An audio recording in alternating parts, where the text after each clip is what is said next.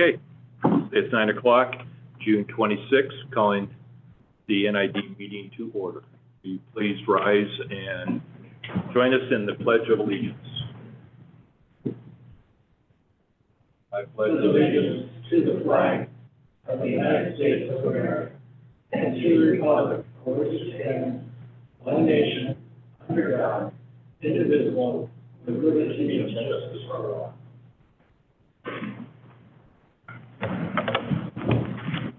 Chris, roll call, please. Division 1? Here. Division 2? Here. Division 3? Here. Division 4? Here. Division 5? Here. Thank you. And we have public comment for items not on the agenda. Do we have anyone in the audience or on Zoom for public comment?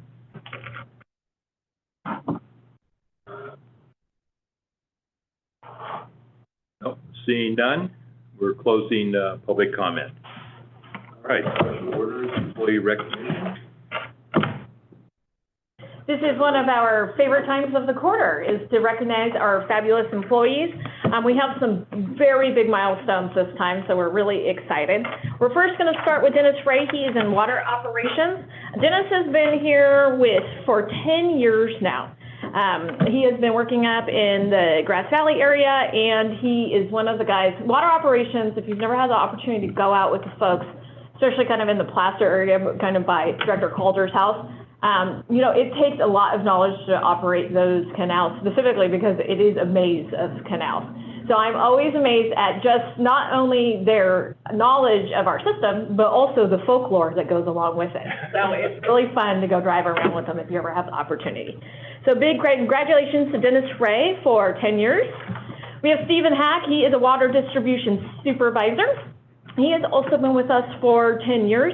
And he has one of the unique skills of understanding both Nevada County and Placer County. So they're very different, and so we always really like when somebody has the ability to cross-train in both counties. Their knowledge becomes invaluable to the operation of the system. And Stephen likes to camp and ride dirt bikes.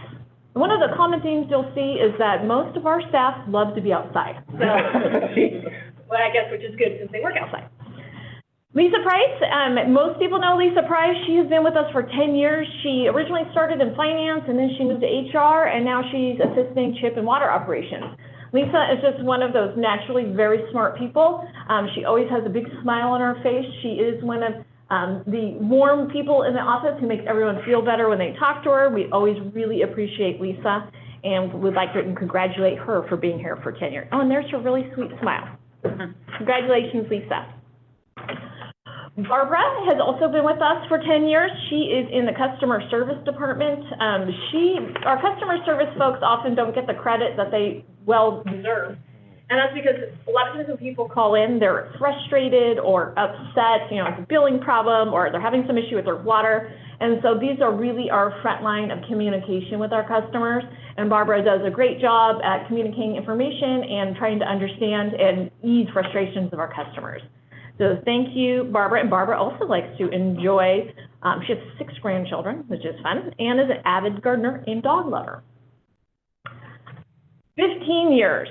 And some people have pictures and some people don't, but that was by their own request. So Jen Benley, another one of the Jens in the office here, she has been with us for 15 years. She has been kind of the glue that keeps maintenance running. There's a lot of staff in the maintenance department, and Jen can always be counted on to herd all of them and make sure they are informed of information that we're trying to put out. But also, if something odd comes up and we need some assistance with maintenance and we need somebody tracked down or something taken care of, Jen is always quick to jump on it and assist us. So we greatly appreciate her. She has also been here for 15 years, and she loves kitties, so that is good. Jen, I have 4 foster kittens right now. Matt Baker, this is something, Matt has been here for 15 years. I've really enjoyed getting to know Matt. Matt has been participating in some of our leadership efforts, and Matt is one of the natural born leaders. He is always very pleasant to have around, but he also has extremely good input, specifically related to employee relations, which I've really appreciated. One thing I didn't know about Matt, but I find very fascinating, is that he's an excellent cook and loves to delight his family and friends with his culinary skills.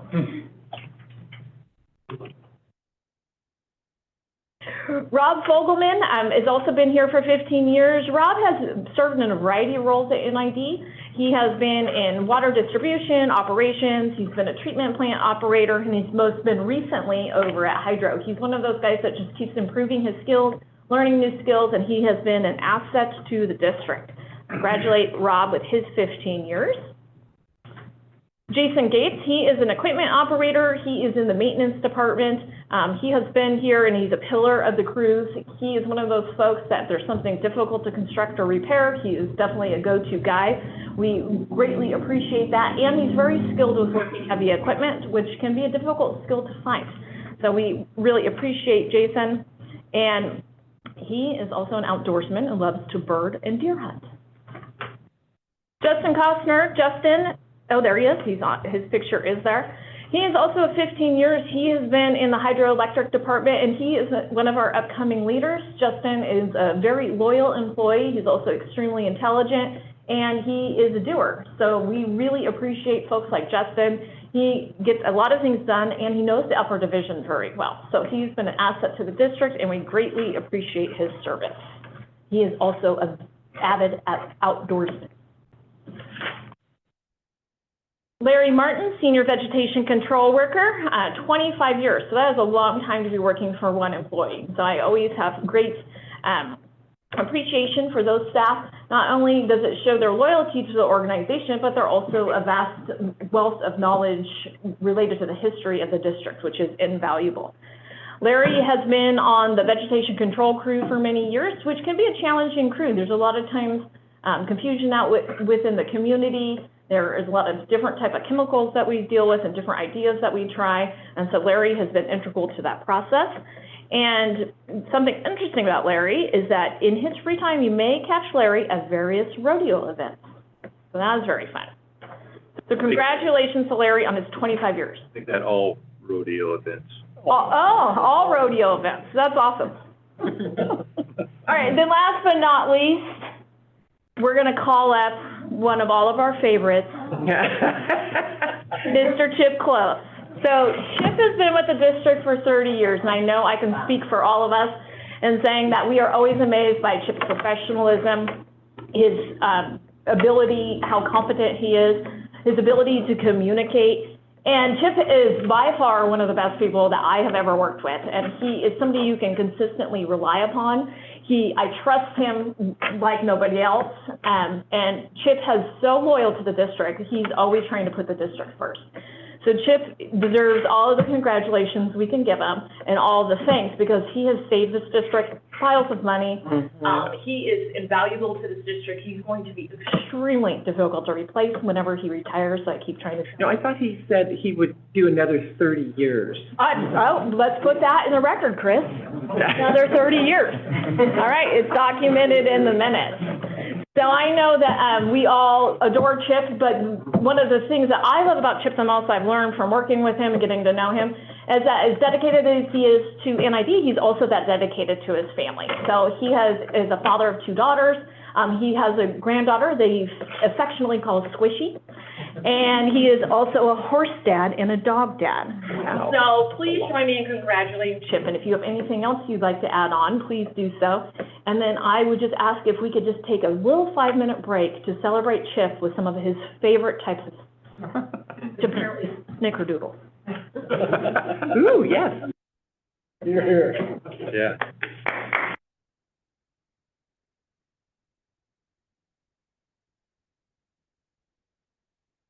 Okay. Yeah. Well, I just want to say, Chip, you embody everything I would want to be. You're amazing. He is. I really just want to say what a great place NID is to work. It afforded me a career. I think I'm one of the old dinosaurs that actually has careers at places anymore. That just doesn't happen very often. But really, it's all about the people that work here. I have a great team that I work with day in and day out, and these people support the community. And I think in the background, we don't mention it much, but there's a sense of pride in what we're providing to the community. People go in, they turn on their tap, or they open up their canal water, and it's generally always there. And they don't think much about it. There's a lot going on in the background to keep that water flowing, and it's because of a great team. It's not just because of one individual, but, it's been a great 30 years. Hopefully I got a couple more left in me and We hope so see too. where we end up. We hope so. Thank you very much. We're just gonna give you a new horse every year. Yeah, right. I'll really go broke then. Then you have to keep working. Chip, Yeah, thank you, Chip. Bear River High School spine is straight there. Great. All right, we'll take a quick break and then we'll return. All right, 5 minutes. Okay, we're back in session, thank you. So now we go to the consent agenda. I'll move to accept the consent. Public hearing or public comment on the consent agenda? Seeing none, roll call, please. Division two, Aye. Division three, Aye. Division four, Aye. Division one, yes, Division five. Yes. Right. Now we'll go to a workshop item, PG&E update. Brandon is here, thank you. Now, workshop, rules of engagement. Input from the audience anytime, or from the Zoom, or anybody online. So you can get up, as long as you're carrying the ball forward and making contribution, you're allowed to speak as many times as you want, as under those considerations. Okay, Brandon, thank you. Of course, thank you, Chairman and Directors. Once again, Brandon Sanders, Sierra Division Government Affairs, PG&E, joining you for consecutive showing here. I am excited to share with you that we have a full cadre of subject matter experts here today to talk through a variety of items.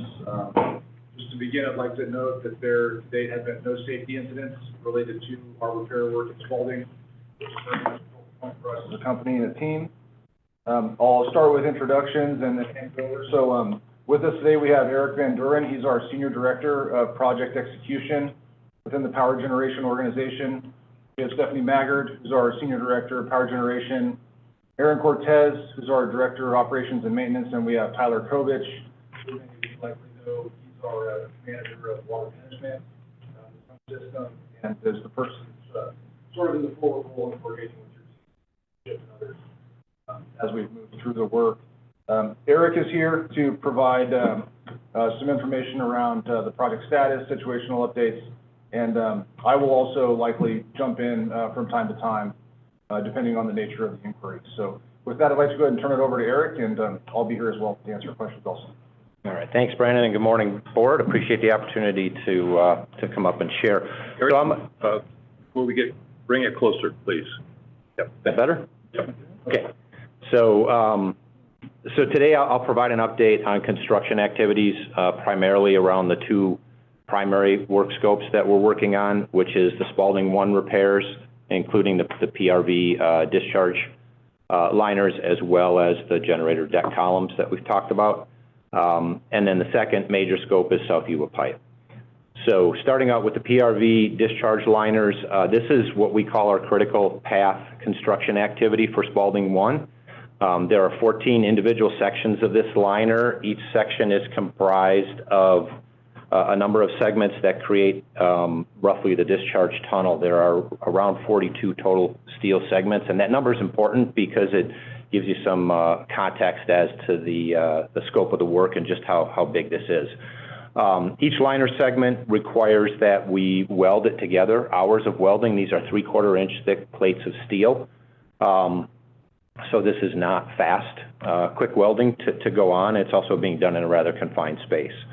And it has to be done with the right quality to ensure that we meet the strength and have the quality of weld that we need in order for a reliable replacement of the liner sections. So as of the end of yesterday, we've placed we've placed all of the liner sections and completed roughly 77% of the welds. So that is actually right on track with our plan. So that's going well now. I know earlier, and that is a replan because earlier we had thought that welding would go faster than it would. So this is the current plan we have in place. And there are several steps that we then have to complete construction once that liner section and the wells are complete, which is going to include reassembly of the PRVs. We need to place epoxy grout between that steel liner and the base concrete. There are grout ports or plugs that are put in that steel liner in order to inject that grout. Those need to be welded once the grout is in and complete. And then finally, we need to, make sure we've got a smooth surface. We call that profiling the weld, so there'll be some grinding and so on to ensure that we don't have any protrusions or other discontinuities that would potentially cause some issues down the road. So that's the status of where we are in the discharge liners. In terms of the Spalding 1 generator deck columns, these are not on the critical path schedule. And so what that means is that work is, if that work moves around a little bit, that will not impact the final schedule. The critical path is the PRVs. In terms of those repairs, there are two components to it. There's a concrete training wall, which is about a 20 to 25 foot high, 7+ foot thick concrete wall that is being put in place. And then the remainder section above the top of that wall will be steel columns that will connect to the generator deck and replace the support that the original columns were intended to provide. So at that point, once we have those two scopes of work complete, we'll essentially be complete with construction, and we'll move into contractor cleanup and demob from the tail race. So there's scaffolding and equipment and quite a bit of stuff down there that's going to take some time to move out, just as it did to put in place to begin with. We expect to be complete with that demobilization on July 18th, and right now everything tells us we're on track with that. So once we... Demobilization, just so I'm clear, is that the cleanup of all of this stuff you're talking about? All of the stuff, yeah. Demobilization, so mobilization is when we bring the stuff in. Demobilization is when we take the stuff out, right? It's all the stuff needed to support and do the construction. So now, once we complete construction, then we still have some other activities we have to do to bring the unit back and to bring water flow back. So first, we need to clean up dust from the construction site, right? So as we're pouring concrete, we're doing grout, there's fine materials associated with that. As air moves around, that dust gets into equipment. We have things, plastic over it and cover it as best as we can, but you're never going to stop all that dust getting into the electrical equipment. And unless you clean that, you have electrical hazards in place. So it's an absolute essential activity that needs to happen. And as soon as we finish those dust-creating activities, which is basically everything we're construction. How long does it take you to complete that dust? Or, in your plan, in your step plan, how many days or weeks do you give that dust removal? Yeah, that's I don't know the exact number of days. We have between the cleanup, the testing, and the startup of the unit. It's from July 18th or the 19th, right after we finish demobilization, until July 30th. So that whole activity takes 12 days. I don't, on the top of my head, know what the specific breakdown of that particular component is, but it's not an insignificant. No, it didn't sound. It sounded very significant. That's why I had to ask. Yes, and we have resources lined up to do that, and so we'll be working that within the space available. As quickly and timely as we can and still do it in a safe manner. So now another thing I want to talk a little bit about is the schedule, to note some items in the schedule, which is I've mentioned this is a critical path schedule, and I don't know how familiar the board members are with what we mean by a critical path schedule. So when you look at a project, and especially a complex project like this, there are several activities that have to occur. Some of which really create what your timeline is. Other activities can move around within that timeline and don't dictate when the work is going to be completed. So when I talked about the discharge liners being critical path, those activities of installing, welding, and all the grout and the other activities I talked about, that is the critical path for completing construction. So just to be super clear.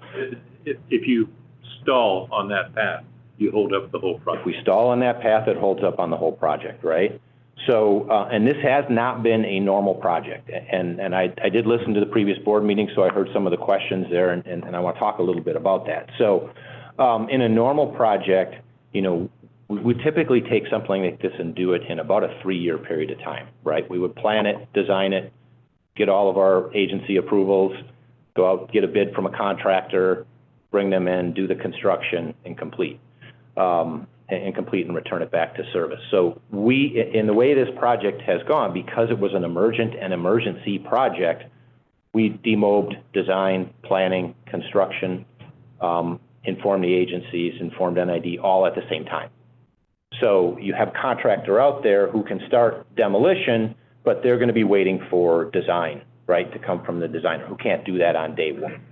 So it's just important to kind of understand how this thing is laid out. So, you know, and it has been, the schedules that we have communicated have been critical path schedules from the beginning, right? So this means that, you know, there is no contingency built in. So as we see issues come up, then, you know, that impacts our projected return to service date, right? As we progress with the demolition, the design, the construction. So we've been working 24/7 on this project. Crews on site have actually been pretty phenomenal and pretty relentless, in particular calling out the welders. This is a very small space. We actually tried putting 3 people in there to do work, and it didn't work. So, yeah. So 24/7, you have 2 crews, 8-hour? No. 12? 24/7 means they're 24/7. 12 hour, okay. Yep. And if they take a lunch break, somebody else jumps in? If they take a lunch, well, you have a limited number of welders, right? So if those welders take relatively short breaks, they're in there going full time. I don't know off the top of my head whether they stagger their lunch breaks, which they very well might do. But with the welders that are down there doing the work, the stories I hear back is they're even shortening their lunch breaks. They're doing everything they can to try to get this thing back as fast as possible. But it is a lot of welding, right? And that welding takes a lot of time. So, and you can only fit so many people in there. So, we're maximizing that time to the best of our ability right now. Can you say what date they started the welding process? Started the welding process? I'm just wondering, on the 77% completion, Yeah. was the starting date for that? Yeah. I don't know that off the top of my head, what that starting date was. It was a few weeks ago. So the way the process worked, right, is you design, and then we manufacture these segments that go into the concrete opening and put them in place, right? There are roughly 43 segments. So these segments are 3/4-inch thick steel, rather heavy, large pieces. So there's all kinds of logistics around manufacturing, getting them on site, right? Because the segments they're not just cut a piece of steel and go, right? They have a specific curve to them, they have a shape to them, they have a bar on the backside which acts to hold it in place and will interact with the grout to make sure it doesn't slip.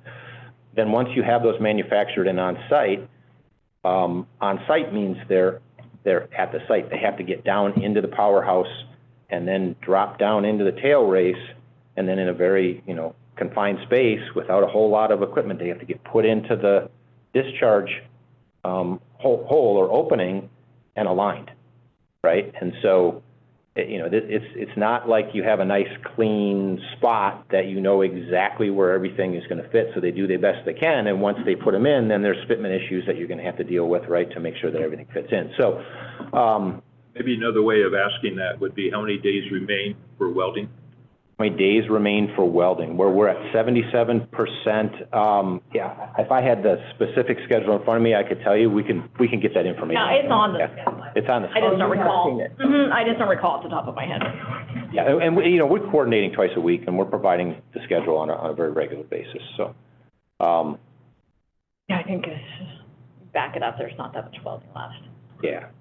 So, with all that, this is all being done with a focus on safety. So that's another thing we have to keep in mind, right? When we talk about being in there and doing the work, we're working the welders a lot of hours. So we have to ensure that fatigue doesn't get in and we don't get somebody seriously hurt.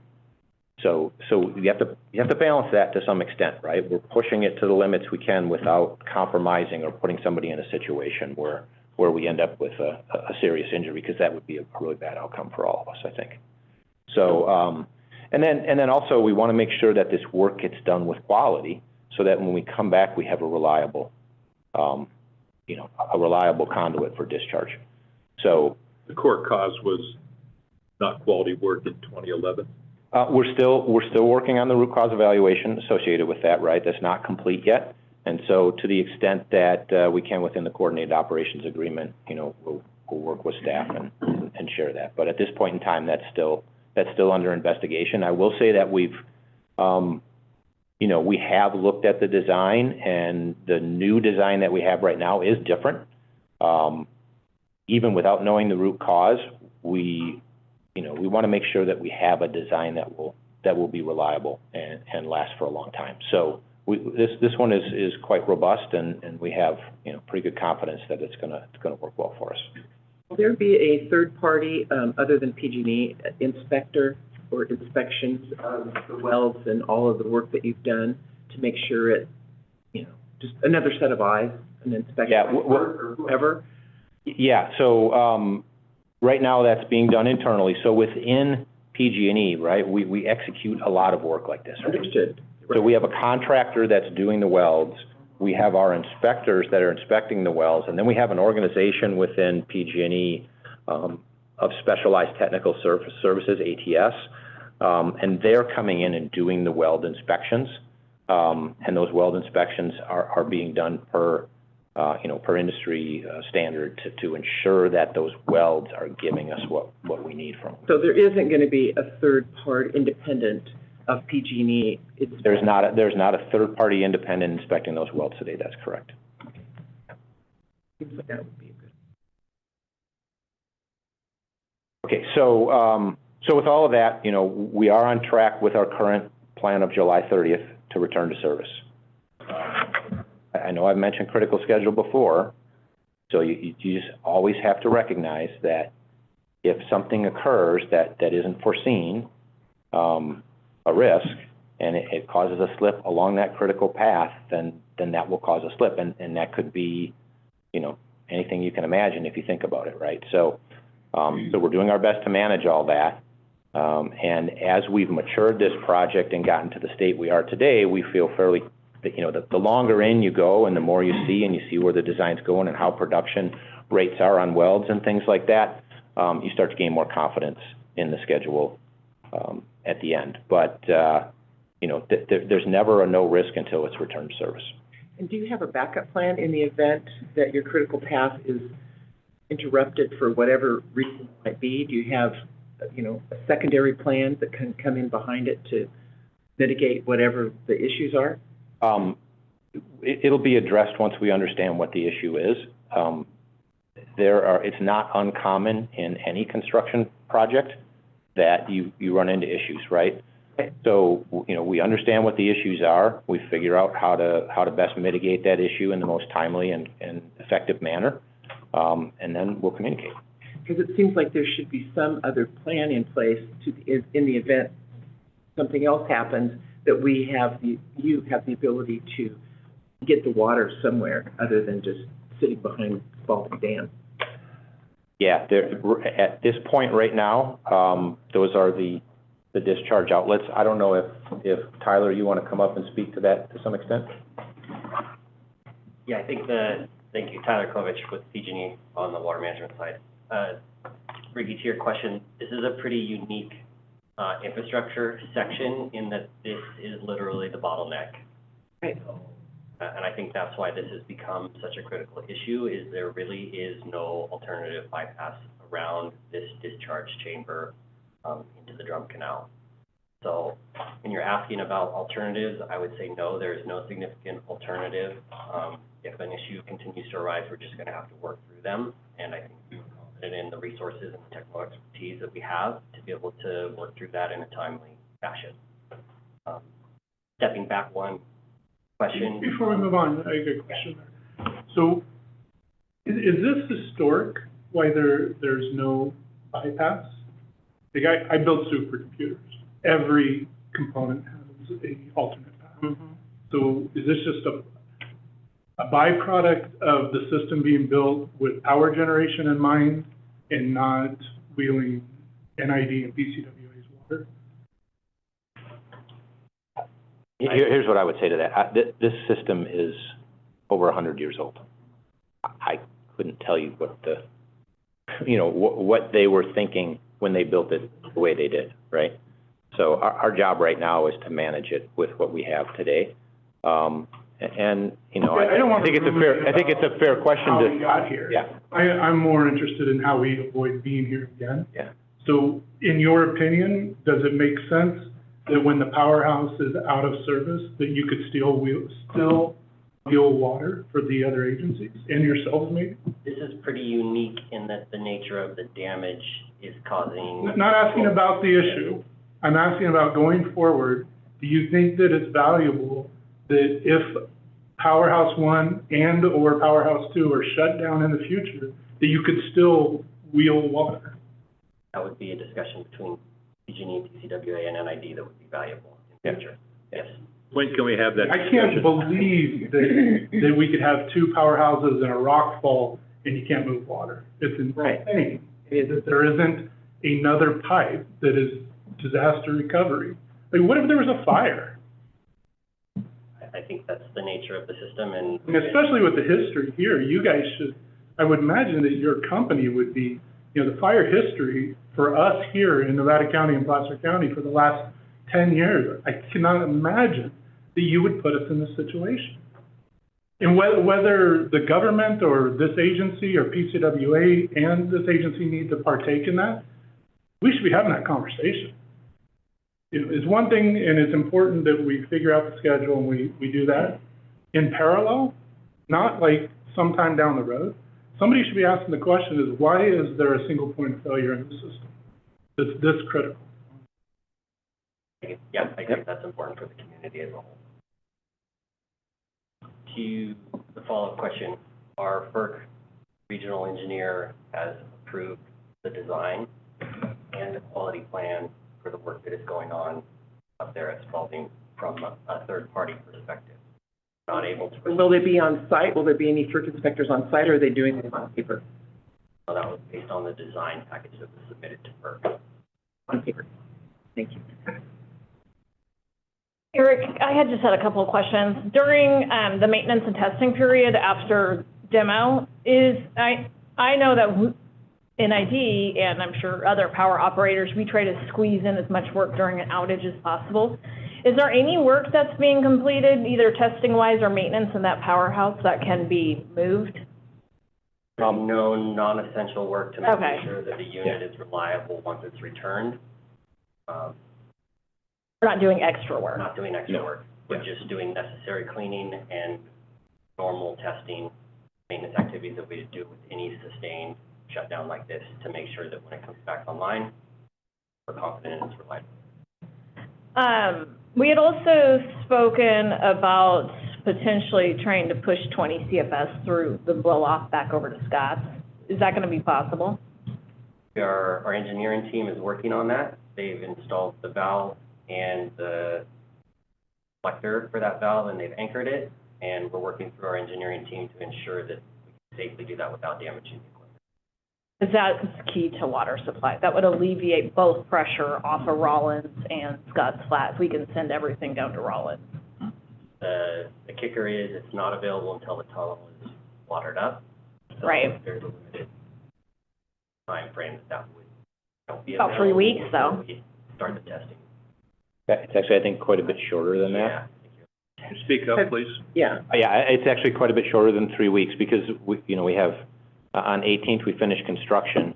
And then we have clean, and it takes, about 10 days before we Yeah. have the tunnel watered up. The Okay. tunnel does not just turn on, so Right. that's the limiting factor right now. Have you inspected the tunnel, or has it been inspected? We inspected the tunnel as we dewatered it and after we dewatered it, and, And it meets, it's in fine shape to go back to service. So we probably have some longer-term maintenance issues to do, but nothing that will prevent us from bringing the unit back. Longer term would include the wickets, or they're being repaired? I was talking about the tunnel. Yeah, the tunnel. Yeah, but Wickets are, There are some minor issues in the tunnel, but nothing that would stop us from bringing it back to service. but in Powerhouse 2, the wickets are being repaired? Powerhouse 2, that work is complete.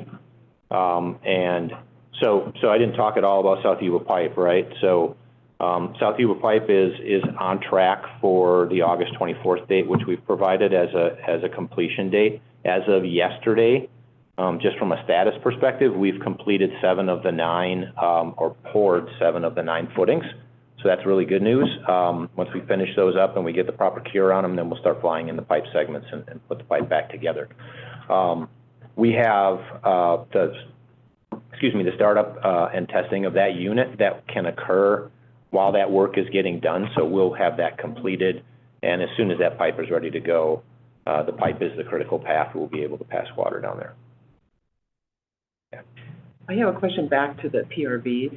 You know, that, so in some of the materials I read, but it said that the PRV installed in 2011, and then in your opening statement, you said, you're doing a reconstruction of the PRVs.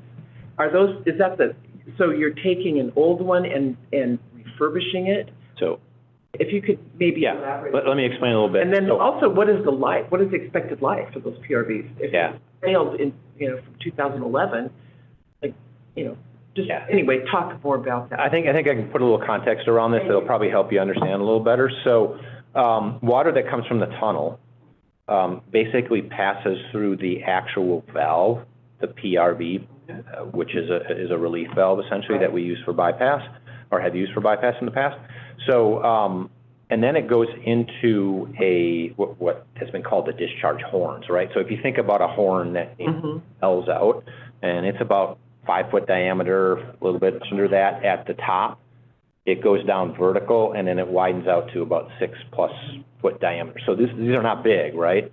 And it's maybe 15, 20, 25 feet long, something like that. So that is where the damage is in the horn.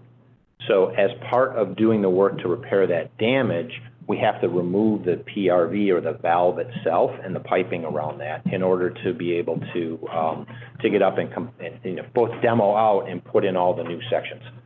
So so that work, once we complete all of the discharge horn, then it takes time to put that PRV back together. So that's what I was referring to in terms of the PRV, is putting the piping back together, putting the valve back in. I don't think we have any issues. As a matter of fact, we don't have any issues with the PRV, the valve itself. And they're designed for long-term use, or what is their expected life of those PRVs? That's Performing the function that you have them. question. I don't know if they've ever been replaced or not. Do you have any history on that? The original equipment. It's original equipment is what I thought, yeah, so, To like, 100 years ago. 26. they're 100, okay, so they're 100 years old. But they're also, pretty big steel components. So this is not, it's not that uncommon to find a valve of that age within a powerhouse anywhere in the United States in a hydro facility of this age. So, it may, looking at your face, it looks like it's shocking, but it's kind of not. It's more sort of, actually more the norm, I would say, than it is the exception. So what is the expected life of that PRV? I mean, we're putting one that's 100 years old back in place. Right. It seems at a certain point, is it gonna continue to be okay? Or is it just, it could last forever? It could, I don't know what the expected life is off the top of my head. How many moving parts? But essentially, what you do with valves like this is you keep an eye on them, you maintain them, and then you refurbish them at time that's needed, right? Sometimes they reach a point where you have to replace. And so it's just a matter of you manage these assets and subcomponents in a manner to ensure that they're operable. So the PRV was not the issue. The valve itself was not the issue here. It was the discharge liner that was the issue. I get that, but it seems like we're putting a 100-year-old piece back in Yeah, systems. I'm just wondering, if we had a failure of that PRV, what would be the impact to our water supply?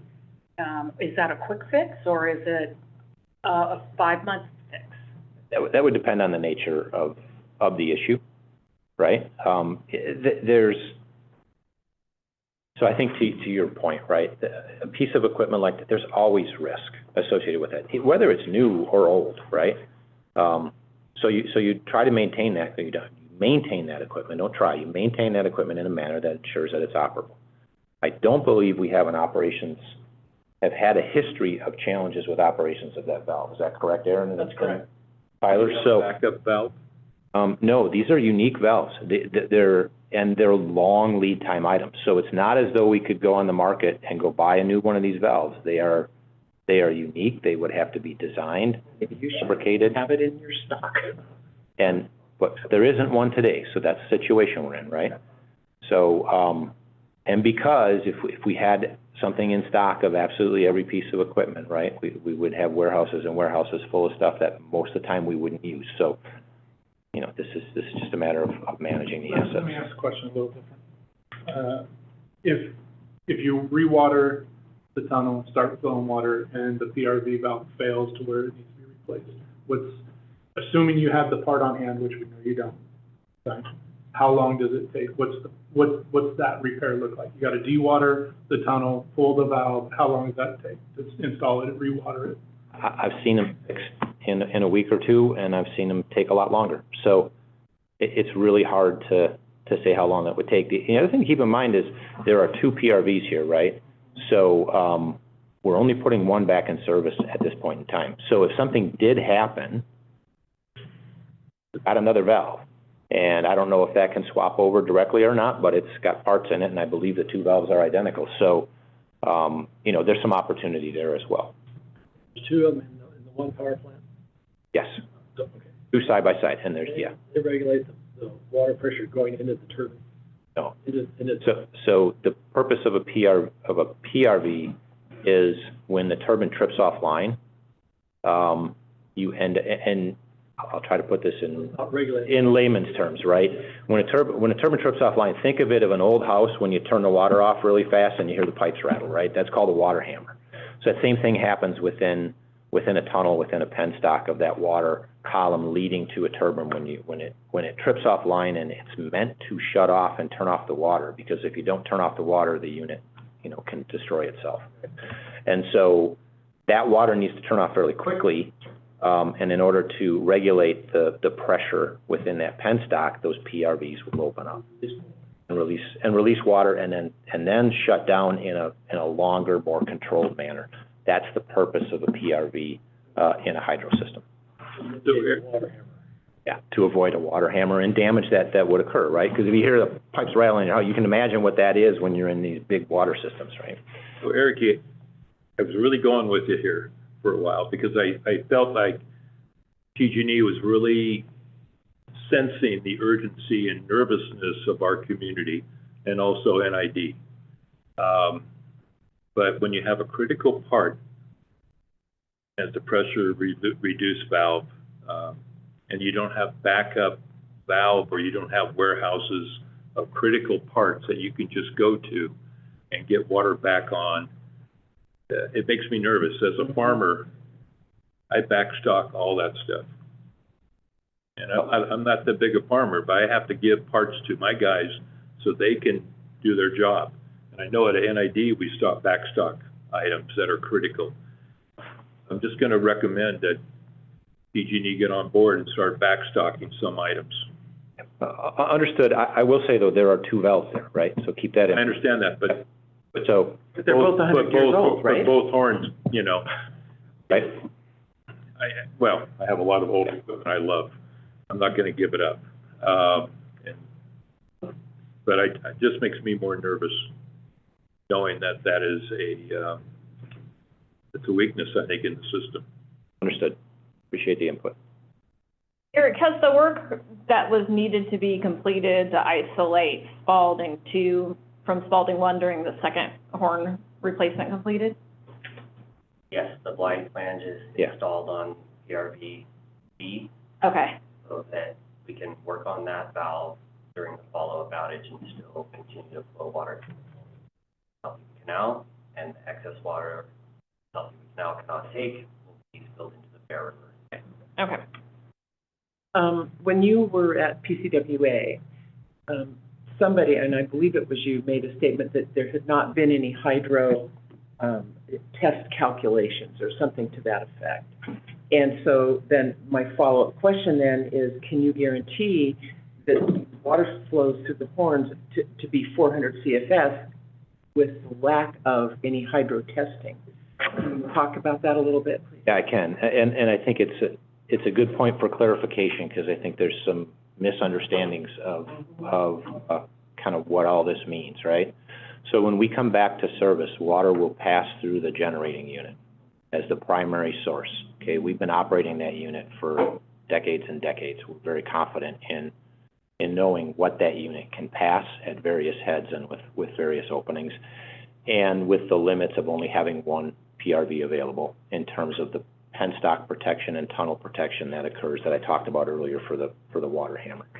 So we have a high degree of confidence in being able to deliver the 400 CFS. But you've not done any testing to prove out that it can, in fact, do that. Is that my We've understanding? operated that way for many, many years. You have operated? Yes. So this is, it will not be unique in how we're going to pass the flow.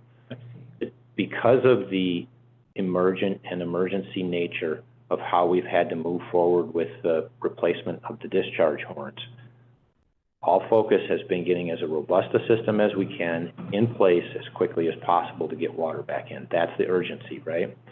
So in that process, what has not been done yet is a comprehensive finite element type of analysis to really understand how much water we believe this new design can pass. There are, there are computational models that can be done, but they take time, and they take a significant amount of time. This isn't a week or two. This isn't put a bunch more people on it. This is the kind of stuff where you get very specialized expert with a model for months on end to come up with what the result is, and potentially even a physical model being built to see what we can pass with that. So at this point in time, because we don't have that analysis done, and we won't, at the time we have to bring it back, our strategy is to bring the water through the unit, pass it through the unit. That's going to be the most reliable way to have long-term water into the canal. So hopefully that helps with some of the question. I actually find that a little confusing. Yeah. So that my confusion is that you're saying that you believe it can handle the 400 CFS, but really to do it right, you would have done a whole modeling, and that modeling takes a long time, and we can't complete it in the timeline we've got. That's what I heard, but did I miss something? Yeah, so the 400 CFS will pass through the turbine generator unit, not the PRV. Okay. PRV is what we haven't done the model on, the discharge horn, the steel that we're putting in and all the welding that we're doing. We haven't done the model on the forces on that to understand what we can safely pass in a long duration, right? We're confident in being able to pass it in a short duration for its intended function, as an energy dissipation for the tunnel, but not, our design engineers say we haven't done the calculations on this yet to tell you that what we're comfortable with in terms of bypass flows. So does that help? Yeah, sorry, I was just gonna clarify. So in the previous, operation, you know you can get 400 into the system. You're not clear that, I'm sorry, I'm trying to get my thoughts together. So you know you can get 400 in the system, but that previous operation was for small periods of time. It wasn't continuous for long periods of time, is what you're saying. Yeah, I think you want to talk about this because you got a good handle on it. Spalding 1 generator with both PRVs operational and full lake head pressure can pass about 600 CFS sustained. Sustained for long periods of time, okay. Load. Okay, with only one PRV available, we have to derate the unit slightly in order to keep the system to protect itself from water hammer. Yeah. So we've operated in that state before successfully, it flows around 400 CFS. That's a good clarification. Sustained? Yeah, sustained. Okay. And when we go through our final testing, we'll go through a process where we test it at flows leading Sure. up to 400 CFS and above 400 CFS. And the test data will tell us where, Back it off to wherever it's safe. back it off to wherever it's safe that we can sustain. Okay. So, Tyler, when the horns originally failed, were you running through the unit or on continuous bypass? when the horns originally failed, we were running through the unit, which at the time both PRVs were operational. We can run full lakehead up to 600 CFS, but the drum canal itself can take up to 800 CFS. So typical operation when we want to move more than 600 CFS is to crack one or both of the PRVs open. To supplement the unit, we'll run 600 through the unit and the remaining 200 through those PRVs sustained. And it was running in that fashion. I don't think it was the full 800. That's why we saw the leakage come back up through the foundation. We were able to identify it because we did have water bypassing through those PRVs. Was the unit originally rated for 800 and then it got derated? No, the unit was originally designed, the system was originally designed with the two PRV bypass valves only, and the unit was added after the fact. Then, that was the first unit. The first unit was too small after a certain period of time, and they wanted to move more water, so they took unit 1, they moved it down and made it unit 2, and they brought in a new unit 1 that is there now, and that one's capable of up to 600. I thought there was a recent derating of it. No? That's helpful. Appreciate the details. I understand it better now than I did. You know, this is kind of going back in time, but this speaks to the public's distrust, really, and to some degree, certainly, and I won't speak for the whole board, but I think some of us have expressed distrust in the information that we've received. And during the meeting in June, I specifically asked Brandon if there was problems with the other two columns. You know, you had two that I call them, you know, they just collapsed. That's maybe not the correct engineering term. And I specifically said, were there problems with the other two columns? And Brandon said, I would have been told if there were concerns with the other two columns. We are down in the space 2 shifts since it started. So if there had been any concern, it would have been identified by now. Then we hear from you at the PCWA meeting that in fact there was damage to the other 2 columns. Can I? Right? No. Actually, that's not correct. Okay, well then this is your chance. I want to speak to that. Please do that. Correctly. The way I presented at PCWA was I gave the overview of the PRVs, what we just talked about, right? And I said there are 2 other areas of concern that I wanted to speak to. And then I spoke to the 2 columns which were damaged, and I believe that got interpreted within an article that there are 2 new columns that are damaged. There is no new damage. This is the original 2 columns that were damaged that we've reported on from the beginning that are being repaired. So there's no additional damage than what is there. So So you're saying it was your statement? my statement was not interpreted as I was, in the manner in which I was trying to deliver it by the person who reported out on it. So it's which, you know, if you don't understand the complications of things as we see in here, right, you can easily draw conclusions that are not. But just so that I'm clear then, so there was not damage to the other 2 columns, you're saying? There's only 2 columns. there. There's only been 2 columns. I think that the question, Ricky, that you may have is damage to the base of the foundation. Yeah, there we go. No damage to the base of the foundation, just there's only 2 columns in the pit that held up that floor. Both were damaged. The wall been constructed underneath where those columns were, and we're in the process of placing the new steel posts to mount to the foundation. And the wall is new because of the location of the new steel post. We went with a full length wall rather than 2 individual columns this time to make it more robust. Right. The damage to columns related to what happened with the discharge horn? Yeah, are they, this is related to two separate issues?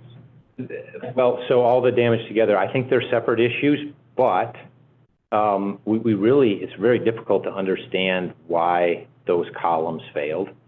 So that's, again, something that we're looking into in the... But you will have at some point a report of the cause of why those failed, engineering report or something that you will share or make public, or tell me? Likely won't make it public, because there's sensitive information in there, right? This is CEII type stuff. So, to the extent that we can share things within the coordinated operations agreement, we will do so, at the staff level.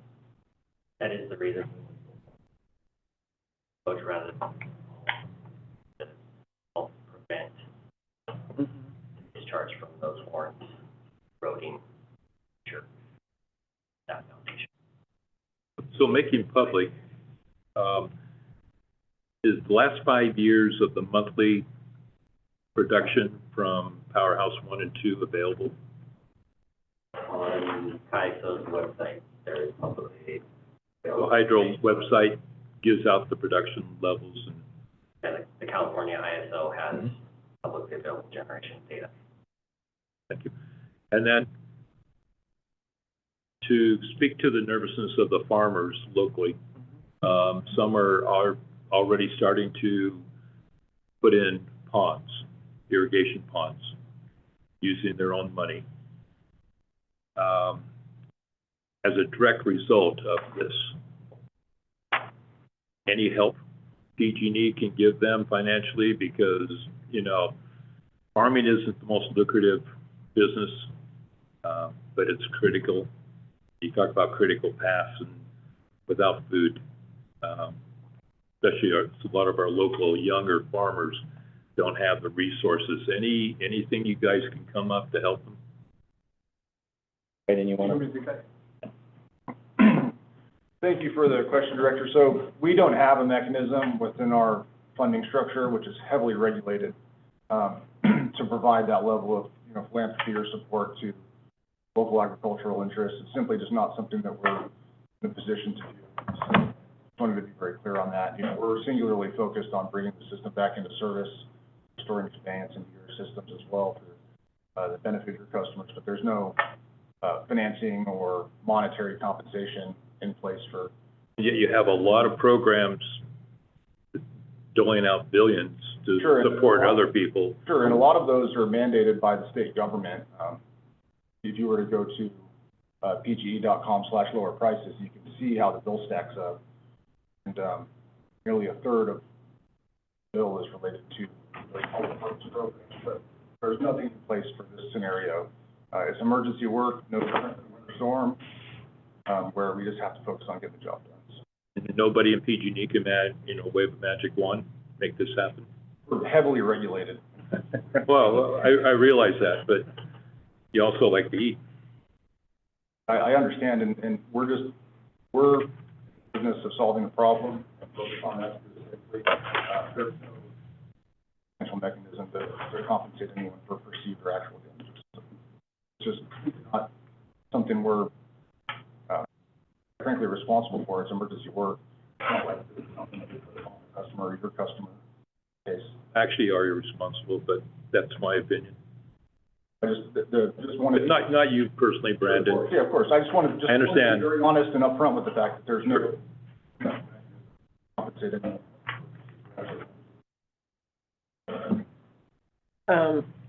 Sort of building on, Brandon, some of our discussions from a couple of weeks ago, is this idea about PG&E's messaging, or essentially the lack thereof.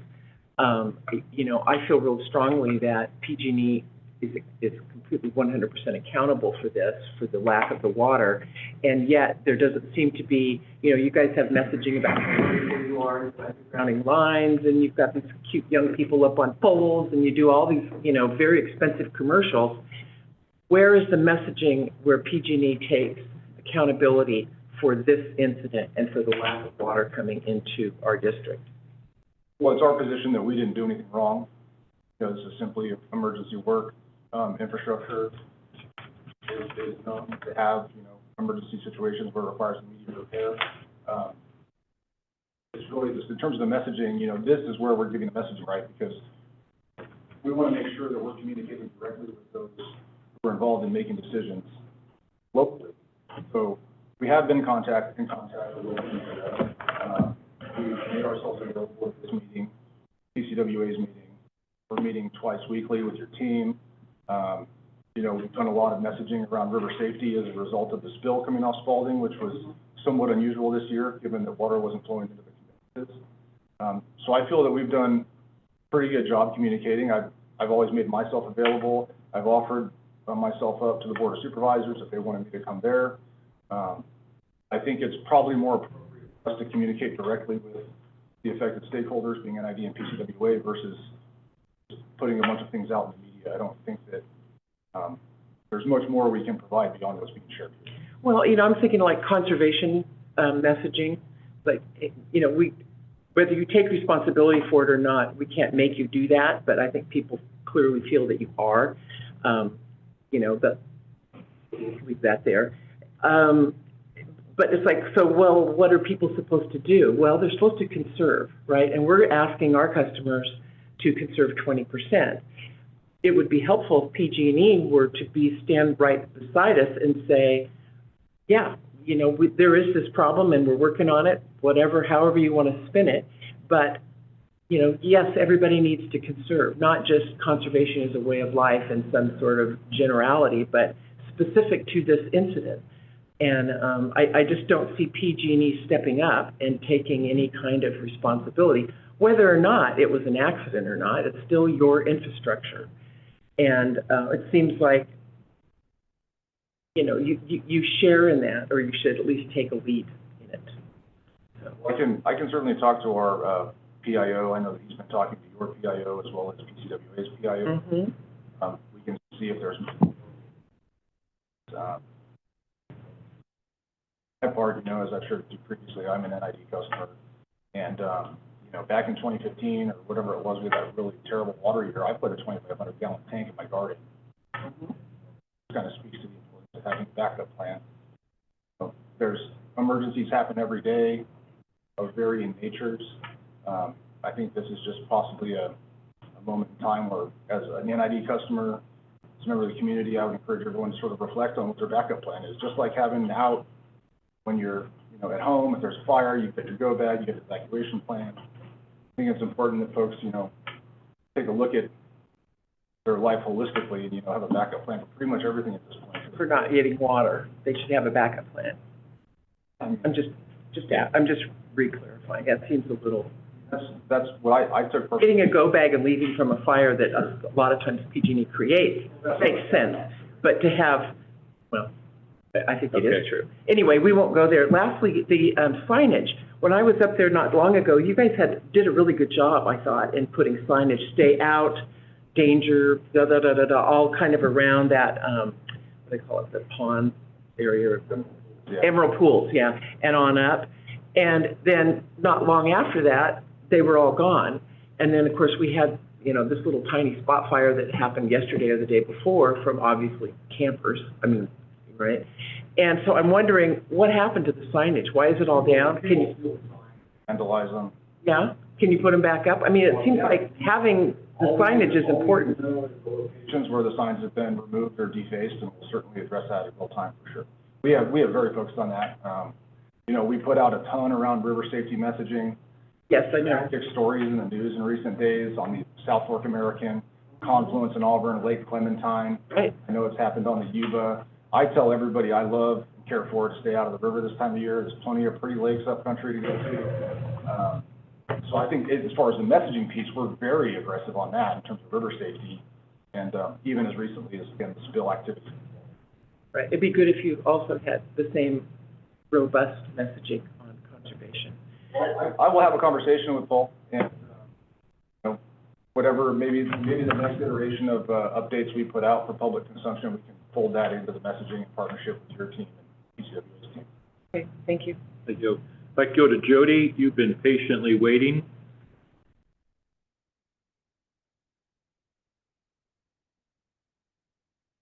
It takes forever for this iPad to unmute. Hi, back again. I was going back to the flow rate and the 400 CF. For people who don't understand that, with me, what is all of this flow when it's only partial? What does that do for the lake levels next year, as specifically Rollins? I'm gonna let Chip take that one. That's a great question. Generally, at this time of year, the entire demands between NID and PCWA are somewhere around 400 to 420 CFS on the Rollins side of our facilities. With the reestablishment of somewhere around 400 CFS, we're going to be very close to just holding steady, which is great news. We'll hopefully lock in wherever we're at Rollins once that horn comes back online. In regards to refill for the next season, generally speaking, Rollins refills every year. In fact, even during the 2015 drought period, Rollins fills and spills. We're looking forward to that as well. Basically, the sum of it is if we have an average winter, we expect Rollins to fill, even if it ends up fairly low at the end of this emergency outage. So just real quick, this is all dependent on PG&E's timeline, which, not for nothing, has not exactly been reliable. So if it does pass the July 30th date, which I'm assuming it will, and the other August 24th date, if these repairs don't get done until, say, September, is that going to have a huge effect?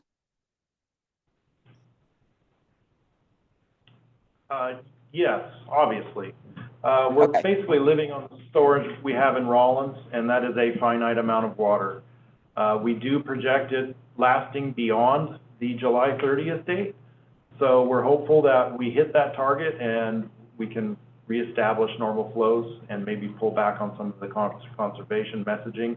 But certainly if it goes weeks, maybe a month beyond that date, we're having a very different conversation of hey, there's limited supply and we have to reserve what we have for public health and safety. And it'll be a very different message. So, and then my last question is for PG&E. From what I've understood, last year, Powerhouse 2 went down.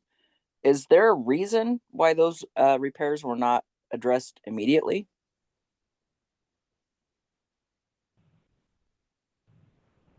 Repairs were being evaluated immediately, but we did not have an opportunity to start.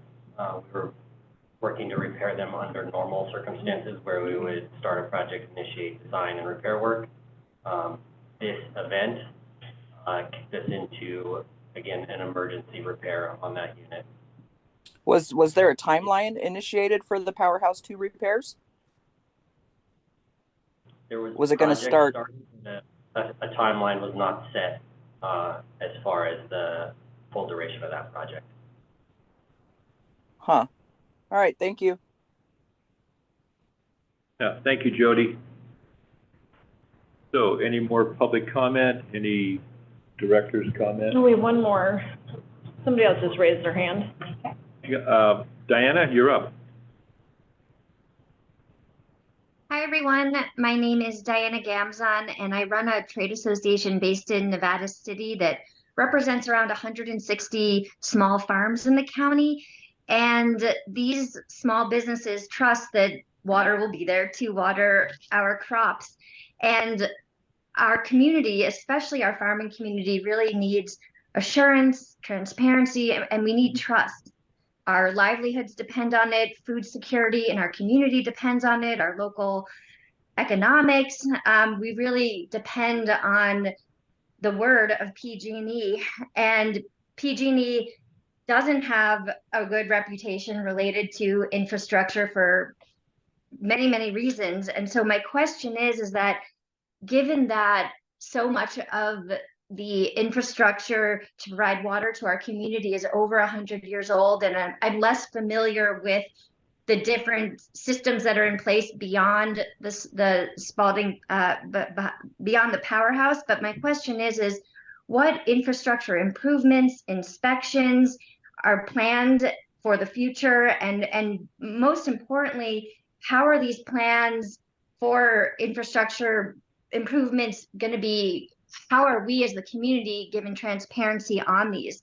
And especially if these are over 100 years old, what are the plans for brand new and improved structures that we as a community know that we will have reliable water based on or built on the latest technology to withstand another 100 years? Really, this comes down to transparency and trust. And, while I attend the NID meetings, there's a greater massive community that really needs to be, that we really need transparency with. So that's my question about transparency related to inspections and plans for brand new infrastructure that may be needed. Yeah, hi Diana, this is Brandon. Nice to hear from you. I was still waiting to hear from you on that veg management issue you called me about the other day. But yeah, so we are being transparent. We have senior leadership here in the room attending these meetings, giving a very detailed rundown of what's involved in terms of the repair work. I will say that there are hundreds, if not thousands, of dams, powerhouses, canals, conveyances throughout the country that are well over 100 years old. So it's really, I mean, if you think about it, in California, when was the last time a new dam was constructed? I don't think, in my view, it's politically tenable in California to build a new reservoir, with the exception of maybe Sites, which is, since I was in high school, they were talking about building Sites reservoir. But I understand what you're saying. We are making repairs to the most modern standard, as Eric alluded to. The new design will be more robust.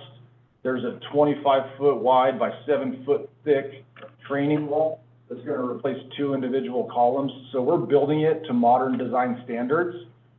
As Eric alluded to, we're working with what we have, but we're making it better and stronger for continual use into the future. So while the dam may be 100 years old, and the sign on the door might be 100 years old, the inside is going to be very robust and sound to continue providing service to the 260 stakeholders in your organization.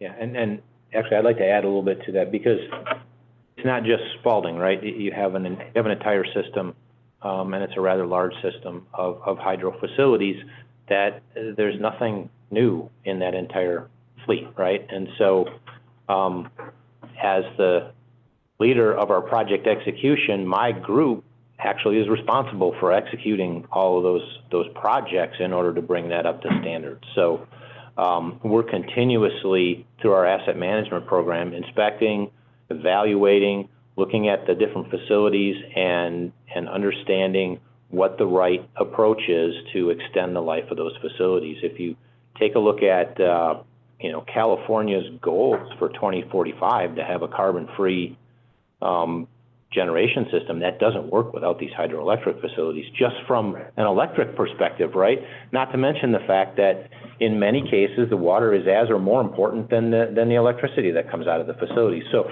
these are benefits that come from these facilities, and we recognize that and always have to recognize that. But it's a lot, and it's not just PG&E. This is everybody who owns hydro across the country is faced with this, but especially in California, where we've actually, leading the way in terms of where the state is driving to from an energy perspective. So in our general rate case, we go to the commission and we put together a plan of here's what we want to do to help further that, whether you call it modernization or life cycle replacements and upgrades of all of our facilities and the various pieces of equipment, and we prioritize appropriately to come up with plans that we can execute on. So that's normal course of action to do that on a regular basis. Thank you. Can I help you? You want to sell Spalding? Take it off your hands. Karen. Yeah, I want to go back to the root cause analysis. So at the beginning of this conversation, we requested that NID and PCWA should also be involved in that root cause analysis, because I just think it's healthy to have a broader perspective. And kind of to Diana's point about transparency, the analysis will, I think, have a higher degree of confidence if the two major stakeholders or another major stakeholder in addition to PG&E are at the table understanding what happened. If PG&E simply has this process and just hands it off to PCWA and NID, I think there's going to be questions about, would we have come to the same conclusion and seen the same, you know, come to the same conclusion. So I will again request that NID and PCWA be involved in that dialogue and analysis. Okay. Diana, do you have your hand up again? Yes, I do. Thank you. So as a follow-up, this is Diana Gamzon again. As a follow-up to my earlier question, is it possible for in future years, this upcoming year, the future years, for there to be report out to the NID board or in another forum on those inspections that have been done on all of the various infrastructure that NID is inspecting, so that we as a community and the stakeholders, the farming community, can understand if there could be a potential problem, if there was if something was seen in an inspection that we as the community need to know about. And maybe this does happen, but is there a way for a representative from PG&E, Brandon, you do a great job, to report out on what the results from these inspections are, or any, you know, infrastructure improvements that are happening beyond this issue that we're happening now, or in addition to this issue that we're happening now? Yeah, that's a great suggestion, Diana, and I would welcome an opportunity to do sort of a regular state of the system sort of thing for NID and PCWA. I mean, I do an annual, for example, I do an annual meeting at the Board of Supervisors where we talk about all the wildfire safety improvements. Yeah, I'm more than happy to do that. I can partner with the team, we talk about upcoming projects. Yeah, I'm very open to that. Is that a good one to end on?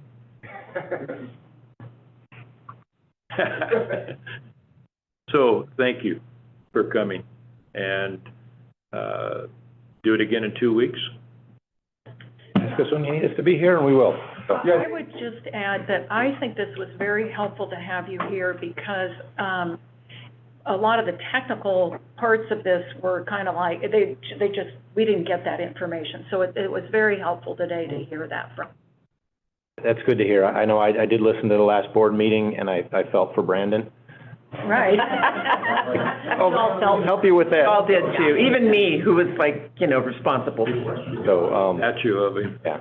So, more than happy to do it, and, yeah, we'll, you know, more than happy to do it going forward as well. Getting information, it sheds the light, you know. If you don't get the information, then it just sits in the dark and behind the curtain, and then you're left wondering.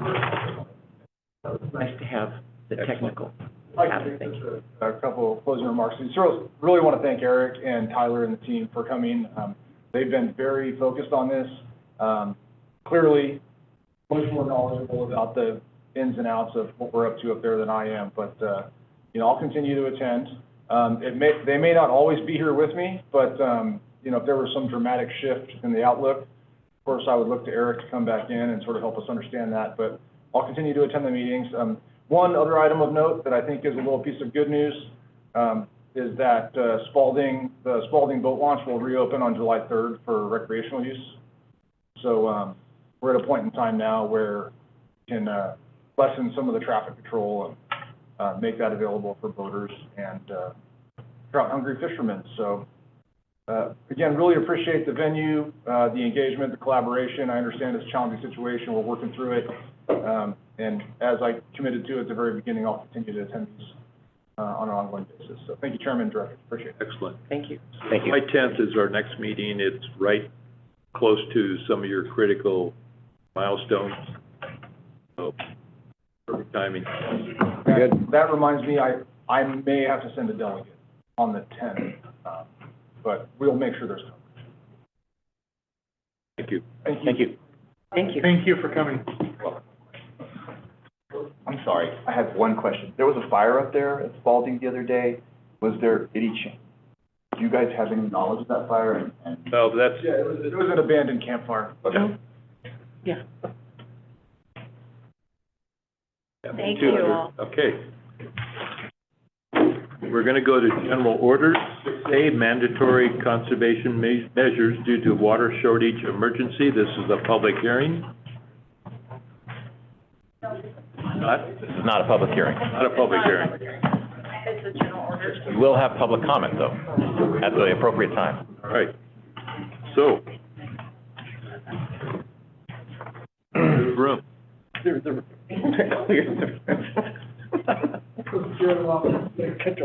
one, oh my God. All right, good morning again, Board.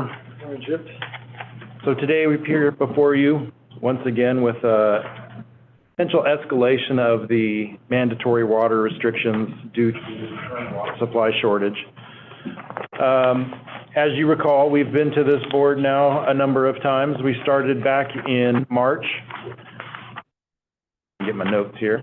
We started back on March 27th, where we adopted an emergency resolution due to the PG&E emergency. At that point in time, we basically asked all of our customer base for some voluntary conservation measures, and we had some pretty good response. Just an update on that, to date, our irrigation water customers have cut 450 miners inches, which is equivalent to just over 4,000 acre feet. So pretty good response there. Our treated water customers have also heard the messaging and reduced 53 million gallons to date, which is about 163 acre feet. After that emergency resolution, staff internally began rejockeying the system, prepping and preparing all of our emergency pump stations. We put all of those online. We're now in full backup operations.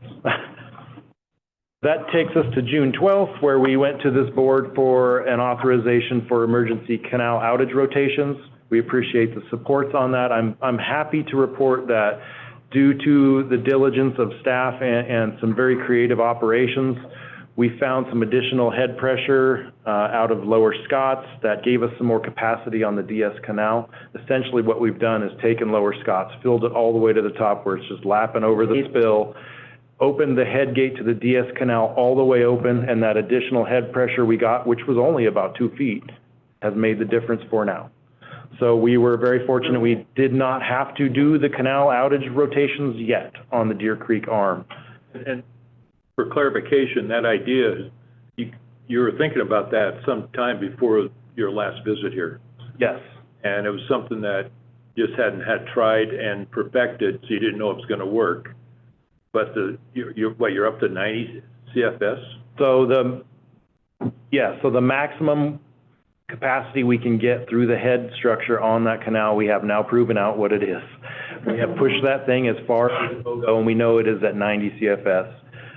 It also informs us that we need some additional capital improvement projects to get a little more help with this in the future. So it helps to inform that. But kudos to the staff out there and being creative and running the system the way they do. We think we're okay, at least for another couple of weeks. We know there's a heat spell coming. It's really going to test us. But we're going to do the best we can, and we will endeavor to do the canal outage rotations unless we absolutely have to. So there's an update on that. So people who have cut back, have given back to the district about 4,000 acre feet. But I'm noticing a lot of people cutting back on their irrigation voluntarily. Yes. That's not counted in that. It is not counted in that, and I will be, it'll be interesting to see at the end of the season what those numbers actually play out to, because we are seeing much lower delivery numbers in the canals right now. So What's your gut feeling about that? we are getting conservation beyond what the voluntary was. That was my guess. Yes, we are, and it's showing in the numbers. I'll try to do an update for you guys on that as well. However, having said all that, we are now moving into really the peak of the heat of summer. Given the delay that we just got from PG&E 2 weeks ago, we're now all the way out to August. It is really now time to buckle down and really do conservation in a very serious way. And that's why today we're proposing a mandatory conservation measure for all customers. This is treated water, this is raw water. The reason we are switching to mandatory is that we are at that critical point where any conservation measures on the treated water side are going to help us in our constrictions, our capacity issue on the DS Canal. If we get our treated water folks to conserve that 20%, it will free up some extra space. Treatment plants can ramp down a little bit, and we hope we can make it through the duration of this emergency without doing canal rotations. That's our goal. On the raw water side, on the Deer Creek arm, same thing. If you conserve there, free up capacity, it will help. We won't have to do mandatory canal rotations. On the Bear River side, it's a different scenario. The Bear River side, the Rollins side of it, we're really concerned about the health of Rollins and how much water remains in Rollins Lake. As we project out water usage all the way out into August 1st, we are really pushing Rollins to area it hasn't been in a long time, if ever, and we have concerns for water quality. So we're going to drop this reservoir down. Right now we're forecasting somewhere in that 30,000 acre foot area. The normal low for Rollins is 44,000 acre foot, so much lower than we generally run it to. Our concerns are that when water comes in, or whatever trickle of natural there is going to be scouring the bottom of that reservoir areas we haven't seen before. It's going to stir up the mud, it's going to stir up the sediment, it's going to make the water very dirty. Additionally, there's only so much volume available. So any conservation that we get from our customer base is reflected in additional storage in Rollins for that help, for the health of Rollins and for the health of additional water supply should PG&E have any further delays in the return to service date. So with that, what you see in the resolution should look familiar to some of us. It's very similar to what we did in 2015, and in fact, it's basically just a snippet of our water shortage supply contingency plan, where we ask for 20% of mandatory reductions. There's the typical things that you see in there, applying restrictions on applying outdoor water to landscape in a manner that causes runoff. That's for treated and raw water users. Application of water to driveways and sidewalks for cleaning. That's a no-no.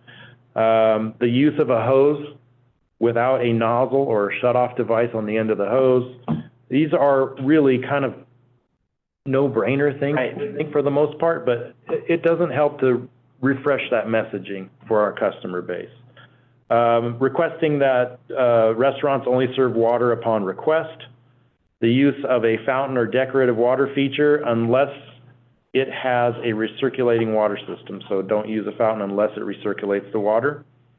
And then the irrigation of ornamental turf on public streets and medians, which I think brings me to the next item. It's number 4 in this resolution. This is the one I really wanted to focus upon. And that's that all district customers, treated and irrigation, are being subject to the following conservation measures, and that's limit the watering of outdoor, ornamental, landscape, and turf to 3 days a week. And we've put in there a little guidance for everybody. So if you're an odd property address, you should be watering on Tuesday, Thursdays, and Saturdays. And if you're an even property address, that would be Wednesday, Friday, and Sunday. This is for everybody, including irrigation water customers. If you generally get our raw water and you use it to irrigate a crop, great, we encourage you to continue to do that. But we are asking if you use our raw water to just keep your lawn green and it's non-functional and it's just for beautification, we're asking you cut back on that, do that 3 days a week, just like we're asking for our treated water customers. We're hopeful that that will get us the 20% in savings we're looking for. And then the last step in the resolution is limit the outdoor watering to before 7 a.m. and after 9 p.m. for your ornamental landscapes when needed. So those are the actions we're asking for at this point in time.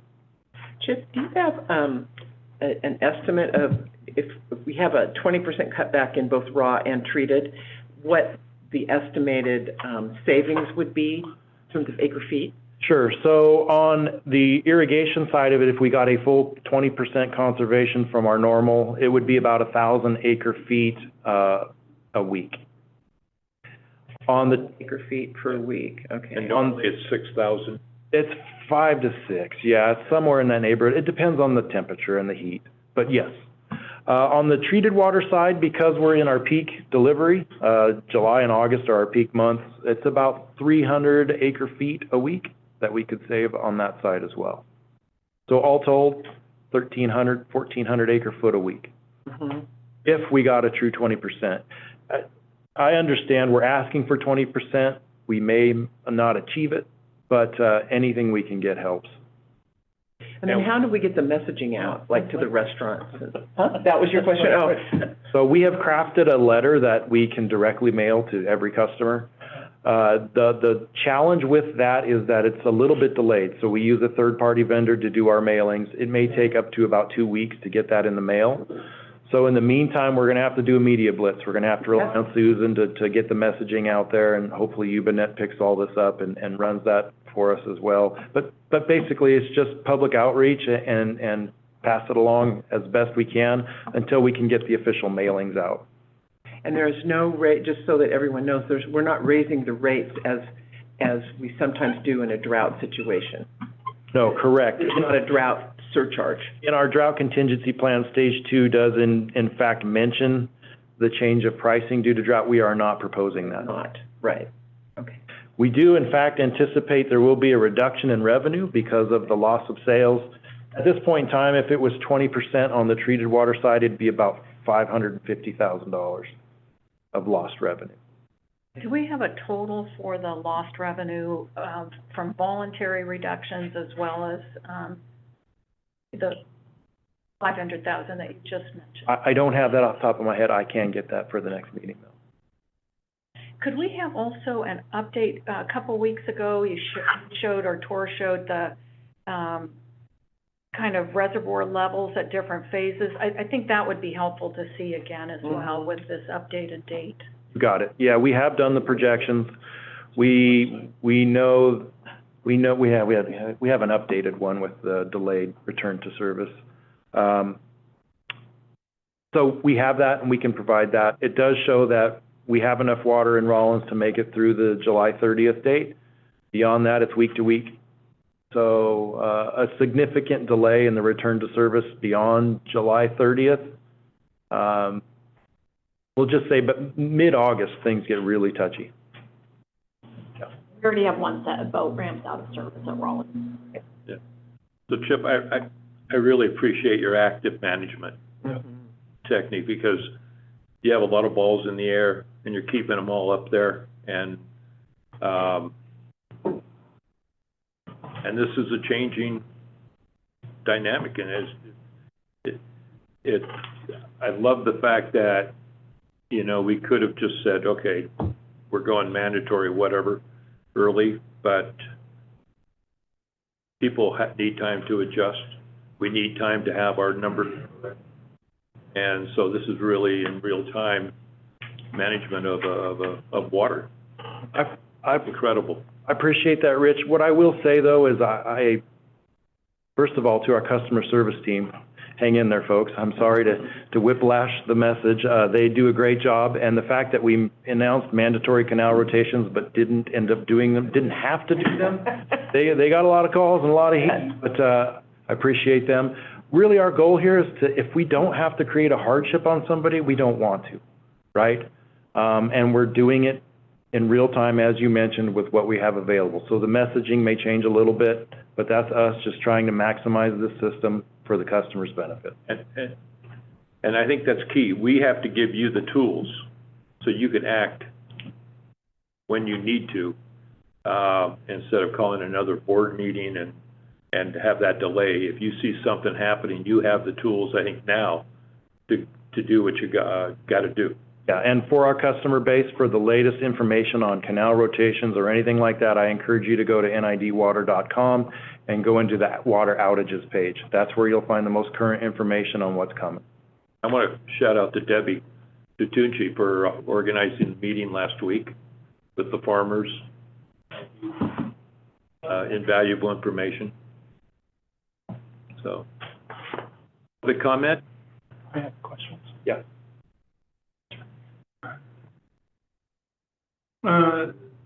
Tracking for the irrigation season right now for both treated and raw is said that there's pretty significant conservation already. What does that translate into percentage compared to the 20% we hope to get to? 5% on the treated side today, 7%? We're, for year-to-date, as compared to last year, we're at about 10% on the treated water side. On the raw water side, I'll have to calculate that number. I don't have it right now off the top of my head, but I can return with that at the next meeting and get you some numbers. Okay, I'm just kind of gauging how far we need to go. Yeah, so what I need to do is take the voluntary reductions and add that into real-time what we've delivered for the season so far, and then I'll give you an updated number. So those of us that voluntarily gave the 20% at the beginning of the season had our boxes altered, I believe. Yes, correct, yes. Are you planning to do that now during the season? For For the people who didn't already have their box changed? Not at this point in time. So how are you gonna manage that? So basically, we're hopeful that the request for limiting ornamental landscape watering is gonna give us the 20% we're after. So it's gonna be just, you hope everyone uses 20% less, and you'll manage it at the inputs? It's a little bit of the honor system, yes. Okay, we're gonna get these questions, so. Yeah, I get it. When is somebody gonna be on my property and changing? I get it. And we could reorifice, and we, by the way, I'm not advocating for it. we have purchased them all. They're all here. They're ready to go if we elect to go down that road. Even if we hit the go button today, likelihood of getting everybody reorificed that we need to, we'll get finished right about a week before PG&E comes back online. So we're just at that point where there's kind of no good option. Sure, I get it, and I'm not advocating for that. I think the honor system is probably the best you could do. So then the next question that I'm already getting is, when will, we're paying, some people already paid, we're paying, as the season goes. When will these credits hit back to the subscribers? For the folks who have voluntarily reduced, No, not that, for the, because you're dictating a 20% reduction. Let's talk just about the raw water side. Are you gonna give 20% of what they paid back? I think just a point of clarification, the 20% reduction is a goal that we're targeting. In practice, we're implementing a set of rules that we are hoping get us to that goal. So a traditional raw water customer who, say, has a ranch and they're watering for their cows, they're not going to be having to reduce any water use because that is a functional use of the water. We are asking folks that have ornamental turf or landscaping, which is anything that does not have a specific function for agriculture or sports or something like that, that they only water 3 days per week. So because of the way it's being implemented, we're not giving credits related to the 3-day per week watering. Okay, so whatever has been paid in to date, except for maybe the voluntary 20% at the beginning of the season, you're paying that? Yes, you the customer. Whether it's ornamental, whatever because I believe that the rice growers, for instance, are cutting back, may not have given the 20% ahead of time, but are cutting back just out of goodness of their heart and for the rest of the community. They will not receive any money back. Unless they call to reduce their allocation formally, then we go out and reorganize and then they receive. So that's an option. yes, absolutely. Still, and we do practice that with quite a few of them. Yeah, and that's what the rice growers traditionally do every year. Okay, and on the, For clarification. Yeah, that is good. Yeah. but on the treated water side, we sell on a volumetric basis anyway, so they use less water, they get charged less. That's correct. Yeah, and there's also a fixed portion of The the. treated water is different, we can measure that. Yeah, okay. So, I appreciate, first off, that, this resolution feels more fair than the previous one that I wasn't able to support, last meeting. I did ask for the team to look at especially after the very careful wording used by PG&E today.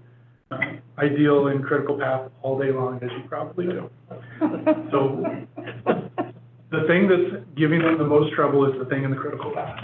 That is not a good combination, right? So when they do not make the July 31st date, did you look, my ask was, let's assume they don't get done until October 15th. Yes.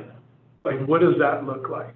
So this is a movable target, and the more we conserve, the more those numbers change. I will tell you just off the cuff, this is not very detailed. We, as I mentioned just a little bit ago, mid-August, we're doing okay in Rollins. We're starting to get critical though. Beyond that, it's touch and go, and it depends on how much conservation we get and how much usage changes. On the Deer Creek, the Nevada County side, we're fine other than the capacity available in the DS Canal. So two different scenarios there. I will tell you, if PG&E doesn't come back till the end of irrigation season, we run out of water in Rollins, just point blank. Yes. Likely that mid-August, September timeframe. Correct. Okay. But before then, we're gonna make other changes. Yes, but even regardless of the changes you make, you will still run out of water without PG&E returning. And when you mentioned mid-August, that's not giving PG&E another 2 weeks to accomplish the chore. No, I really hope and feel they are putting as much emphasis on this project as they say. It seems And- Yeah, I felt, I will also admit that we get a schedule update twice a week. And as you look at that schedule, you can see items are slowly being checked off. You're getting to a point where there's only so many things that can go sideways anymore. So that completion date, in my opinion, hopefully is slowly getting more and more solid, but who knows? Excellent. So then the last question I had is, you mentioned, I think the carryover is in Rollins is typically been 44? 44,000 acres. When do we hit that mark as the trajectory is today? So today, we just dropped down to about 50,000 acre feet. So it'll be early in July. Okay. So the first couple weeks of July, Yeah. the second week of July, we're at where we would normally stop draining. Correct. That includes PG&E water, PCWA water? Yes, all Our water. Yep. Yep. All right, any public comment? Debbie?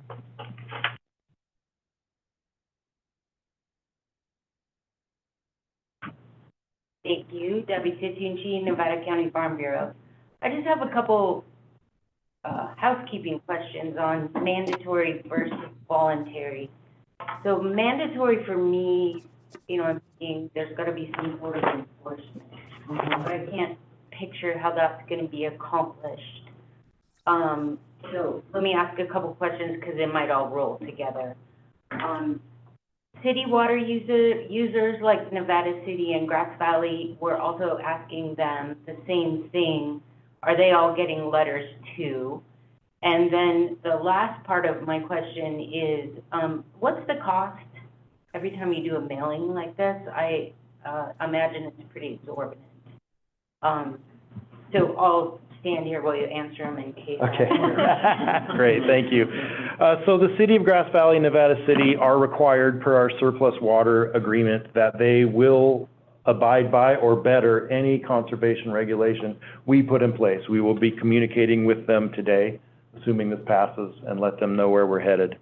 So that's that. As far as enforcement, we do have enforcement measures in our drought contingency plan, or water supply shortage plan, and basically the enforcement measures go as follows: a written warning on the first violation, a follow-up violation is finable up to $250, and then it escalates from there. But to be frank with you, we're going to reach out to these folks and just have a one-on-one conversation and ask them to do the right thing. And really where I see this coming up the most is going to be people that it's just completely egregious. There's water running down the road endlessly. It's running off of one property onto another. We're going to reach out to those folks. For water tender without a meter? A whole different discussion. And then the cost for us. The cost, to send the yeah, letter. thank you. The cost for a mailing is somewhere in the neighborhood of about $18,000. Yeah, I knew it was pretty high. Okay. 18,000? Is that what you said? Yeah, direct mailer is expensive, but they're extremely effective. They're effective. So then we gotta do it. So a follow-up to that cost, I know in this digital age, are you guys required to do mailings for this type of thing? you know, is that part of your contract, or is it just your good policy part? No, we're not required to do it. As Jennifer just mentioned, it's the best way to get message directly to the people. Because not everybody uses media outlets we all use. So the best way to get the messaging is put a piece of paper in their hand. It just comes at a cost. Okay, and then does the city do their own mailing? Yes. So they'll actually get a hard copy too from the two cities? That's correct. They should. Thank you. Yeah, you're welcome. So can you talk about, the city of Lincoln? Because we're selling water to PCWA, goes to the city of Lincoln customers. Do they have the same restrictions? That's a great question. The answer is yes, but really PCWA is going to be managing that with the city of Lincoln, because essentially they're on the same canal that has the restrictions to their supply as well. So we'll coordinate all three of us together, but that's a great question and a great reminder. So the city's our own retail water provider, and so they purchase directly from PCWA and not from us. Right. We sell to PCWA, PCWA sells to Lincoln. Right. So that coordination will occur between those two. But it's my understanding they've been having conversations already, and that the city was ramping up their use of their groundwater wells. And see, Jody, you have your hand up? I do, and I wasn't muted that time. Hey, go me. Going back to the water levels, I know, Chip, you're my favorite human being when it comes to this because I can understand what you're saying. So if PG&E, okay, I have to backtrack. We decided to close down the boat rental business as of July 7th. We just weren't getting a straight enough answer, so it was too hard to take reservations and that kind of thing. With the incident that happened at Rollins yesterday or day before, obviously the lake has been closed. So now I'm guessing Rollins is going to stay closed to recreation. Does anybody know about that? Rollins will be closed at least for the rest of today, and then that's based off of any recovery efforts being directed by the sheriff. So I would anticipate at the worst it'll be closed today and tomorrow, and they'll be reopened. They will, even if the body is not discovered? I mean, isn't that the... Correct. At some point, if recovery efforts are not successful, there will be a reopening of the facility.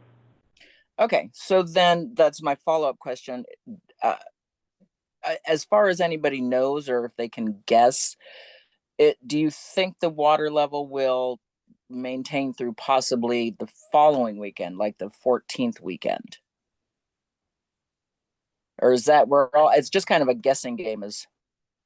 It is a little bit, Jody. I would recommend that you call Chip offline and he could have a more detailed conversation with you. And then that way you'll also have his phone number so you can call him more on a regular basis. Oh, poor Chip. Poor Chip. Hi, I'm Jody. I'll be your new best friend. And, and I do need a lot of hand holding, so that'll take care of that. Okay, I just wanted to, we're hopefully being open this weekend. Fingers crossed. I would think so. I know. Okay, we just have a lot of questions that people are asking us and we just don't know what to tell them. So I'll just say the same thing, fingers crossed this weekend. Yeah, Jody, we'll make some phone calls for you too. And then I can have Monica reach out to you. Okay, that'd be perfect. Okay. Thank you very much. Any more discussion? Motion? I'll make the motion. I move that we adopt resolution 2024-26, imposing mandatory water conservation measures given the ongoing emergency water shortage conditions. And I'll second. All right, roll call, please. Division 2. Aye. 3. Aye. 4. Aye. Division 1. Yes. Division 5. Yes. Thank you. All right, let's go to 6B. Thanks, Chip. Chip, incredible. Yep. Mm-hmm. That's you. Bear River's finest at work. All right. I'm sorry, wearing Bruins gear here. All right, thank you for your patience. Now we have Combie, Old Ophir 2 and 3 Siphon Replacement Project. Yes, good morning, Board. Adrian Schneider, Senior Engineer. I'd like to welcome Ecor, Chris Lobenfeld, and Breon Custis with me today. So this is the Combie Ophir 2 and 3 Siphon Replacement Project and the consideration of adoption of mitigated negative declaration and approval of project. So our recommendation, public hearing, and after the hearing of testimony, consider adopting resolution number 2024-25 and authorize the general manager to execute the necessary documents. So this is a... So let's open the public hearing officially. Yeah. All right. I think we open public hearing. It would have come after. I'm not Chip, so please, walk a little lower. But typically, we'll go through the quick presentation, kind of the project, the stuff that was found, and then we, at that point, after we've had a tough opportunity to go through the presentation, then we would ask the board to open public comment. Public comment. Okay. Yeah. Sure. All right. All right, so briefly, this is a three-part project included into one. So we have three siphons, they're pretty old, about 50 plus years old. They're steel, and we have them slated for construction this year, next year, and following couple of years. That's the Ophir Creek Siphon, Dry Creek Siphon, and the Rock Creek Siphon. And what we did was we incorporated them all into one project for efficiency on the environmental side, because we could do surveys. Typically surveys can last for 2 years, and that's why I had Ecor come in and do a comprehensive ISMND to include all three projects. So I will have Chris come up and give a presentation, and then if you have any questions about particulars about the siphons of the projects, specifically each year, I'd like to introduce Chris at this time. I want to pull that microphone up so it seems your mouth a little better. We're better if we sit down over there. Yeah, that would probably be better. I'll go over there. You're already set up. Excellent. It's in the top of shifts them. Good morning, board and staff and public. My name's Chris Stabenfeld. I'm the project manager for this project, the environmental document for the Combie Ophir 2 and 3. Wanted to just give you a quick overview of the project. I know that Adrian already told you the general, but we have some graphics that'll show you where they're located if you're not familiar with that. Talk a little bit about the process that we went through with the initial study and mitigated neg deck. And then also talk a little bit about the mitigation measures that have been identified and will be adopted by you as part of the MMRP. And also give you a little update on where we're at with permitting, which is kind of the critical path to actually get out there and start implementing these projects. So first of all, I wanted to talk about, let's see, which direction should I go? You can go one more, sorry. So Adrian already gave you an overview on this. These siphons are over 50 years old. They really need an update and upgrade. You can go to the next one. Wanted to show you just the three projects so you can see them on an aerial. First one is the Ophir Creek project. It's approximately 945 feet long. It does cross Ophir Creek, and for all these projects, they're assuming open trenching. So they'll be literally opening up across the creek, establishing to a current condition as you finish it. I think it's worth noting on all these that the district will be, I know you're all aware of this, but you'll be on the hook to make sure everything gets back to normal. You have a right-of-way. There are some improvements within the right-of-ways that folks have built that'll be a little problematic, but all, I think, manageable. You can go to the next one. Okay, thank you. The second segment is the Dry Creek segment. It's about 3,350 feet. It's about a 42-inch pipe. And once again, this one does cross Dry Creek as well. So there'll be open trenching across the creek. And finally, the Rock Creek, which is the longest segment and probably the most complicated one of the three, is over 5,000 feet in length. The current alignment went through some urban areas. There's been subsequent development along the easement. So we had to look at alternatives, and we've looked at some other alignments which we've addressed in the document. As you can see on the graphic, the red alignment is going to be the new alignment. The yellow one is the current alignment. In the other cases, we're laying down the pipe immediately adjacent to the existing pipe, but in this case, we're going to be using a newer route. My understanding, probably just functionally, is that the old one will be abandoned but not filled because it could be used for backup potentially in the future. No? I'm overstepping? Okay, sorry. And then next, I wanted to just give you a quick overview of the actual environmental process. First of all, we did complete AB 52 as required for tribal consultation. We've reached out to 3 tribes. We did hear back from one who essentially just at the UAIC, who just asked for information, which we provided to them. The other 2 tribes did not indicate that they wanted to engage in consultation. So we have closure, which is always a good thing. Don't have to worry about that anymore. Okay, so, whoops, I went too far. I'm just gonna do that. All right. So we did prepare an initial study mitigated neg deck for the project. It was circulated for 30 days, public review in April 3rd through May 3rd timeline. Mailers were sent out to all the properties in the project area and trustee agencies. The notice of intent wasn't posted at the state clearinghouse and at the clerk's office, and we did put a notice in the Ophir Journal. We also had an electronic copy of the document available on your website. We did hold a community hearing here in the district boardroom. It was pretty quiet, lonely. It was pretty much staff. We had one person come who was along the alignment, had some questions just about the logistics of installation and what it might mean to their own property, but nothing significant. We did get 2 comment letters on the document, one from CDFW, who had comments and suggestions on some of the biological resource mitigation, which were taken into account in the final document.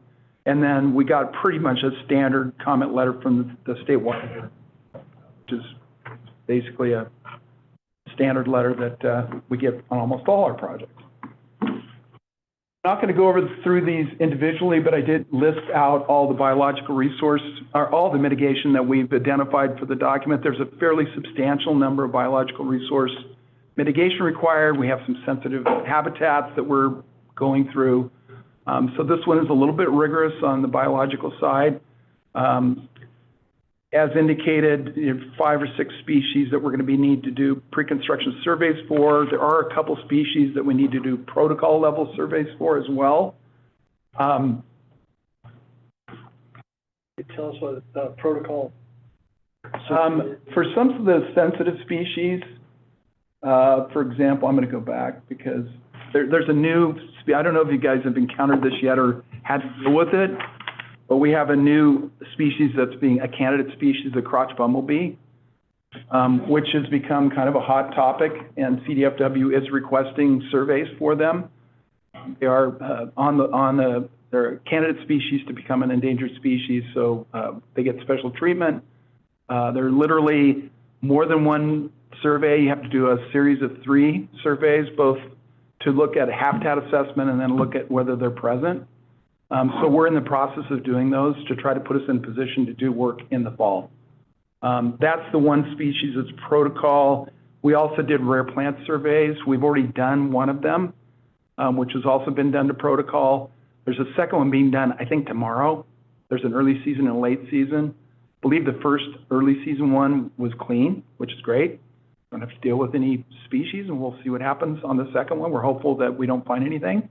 This makes life easier for everybody. So we'll be finding out about that as well.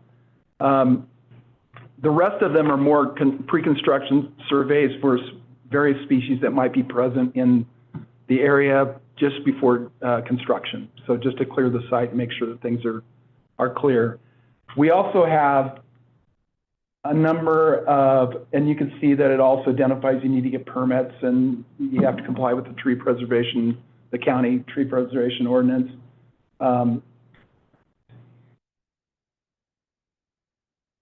This top one? Oh, that's what, oh, sorry. I'll figure that out eventually. Here are some of the other mitigations, pretty standard. Cultural mitigation is for undiscovered. There really was nothing out there that was sensitive in the area. And just some basic good practices, let's say, for construction. You also have best management practices that you have adopted and that you apply to most projects. So we've identified the ones that were clearly made sense for this particular project as well. And those are also listed in the mitigation monitoring and reporting program. Wanted to give you a quick update on where we're at with the permitting, which is always the critical path. We are in the process of putting together permit applications for a 404 permit, 401 permit, and a 1602 permit. We intend to submit those to the agencies at the end of the first week of July. So we're hopefully get that going. We really are going to have to kind of push them because we'd like to get you guys out to do Oar Creek in the fall. Good time to do it. The stream is low. It's the best time for construction. You don't have any real constraints on water seasons. Oftentimes CDFW restricts access if you have any kind of endangered anatomous fish or fish species of sensitivity. We should be able to let you guys work into November, likely. But that's really our focus right now, is try to get these applications in and then really work with the regulatory agencies to make sure we can get them as quickly as possible. In parallel with that, as I indicated, we're doing some protocol level surveys. Crotch bumblebee, didn't mention the black rail clapper. There is some habitat for that, which requires 3 separate surveys. And then our plant survey will be wrapped up by tomorrow. Hopefully we'll have good news and there won't be anything we have to deal with that. I did want to also just briefly talk about the strategy. We've looked at, the timing of when the overall project would be built over a 4-year period. Some of these surveys, protocol surveys, are only good for a certain amount of time. So what we've done is we're going to do a phased program where we're going to do the Oar Creek first, but we're also capturing some of the work for the second phase, which will happen next year. And then next year, we'll actually start into permitting for the Rock Creek one, which is a 2-year process. We want to make sure we're close enough to the start of construction that any work we do is going to be still valid. We're not going to have to go back out and do anything new again. And with that, that's kind of where we're at. You have the mitigation monitoring reporting program. Obviously, you can open up the public hearing. Happy to answer any questions that might come up while we're having a debate, and then we'll go from there. Okay, let's open the public hearing. We have comments. Any input from the public?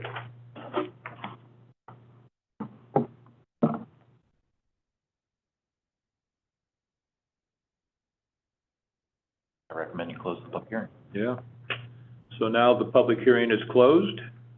Director comments? I have just a question. I didn't see in the materials, I'm thinking of fire hazards. You're going to have heavy equipment out there. Presumably there will be some some kind of equipment that will cut back the weeds and so on. What, did I miss it? Or, what is the plan do you have water on site or? If you look at BMP 6, it indicates that you need to prepare and implement a fire suppression and control plan. So. Okay, what page is that? I missed it. It's on 33 of the items, and mitigation measure, page 526. Yeah, I know, Caltrans. It says NID will require the contractor to develop and implement a fire control plan. Okay, good. The risk factors for construction of the fire. Control plan will include requirements for on-site extinguishers, roles and responsibilities, fire suppression equipment.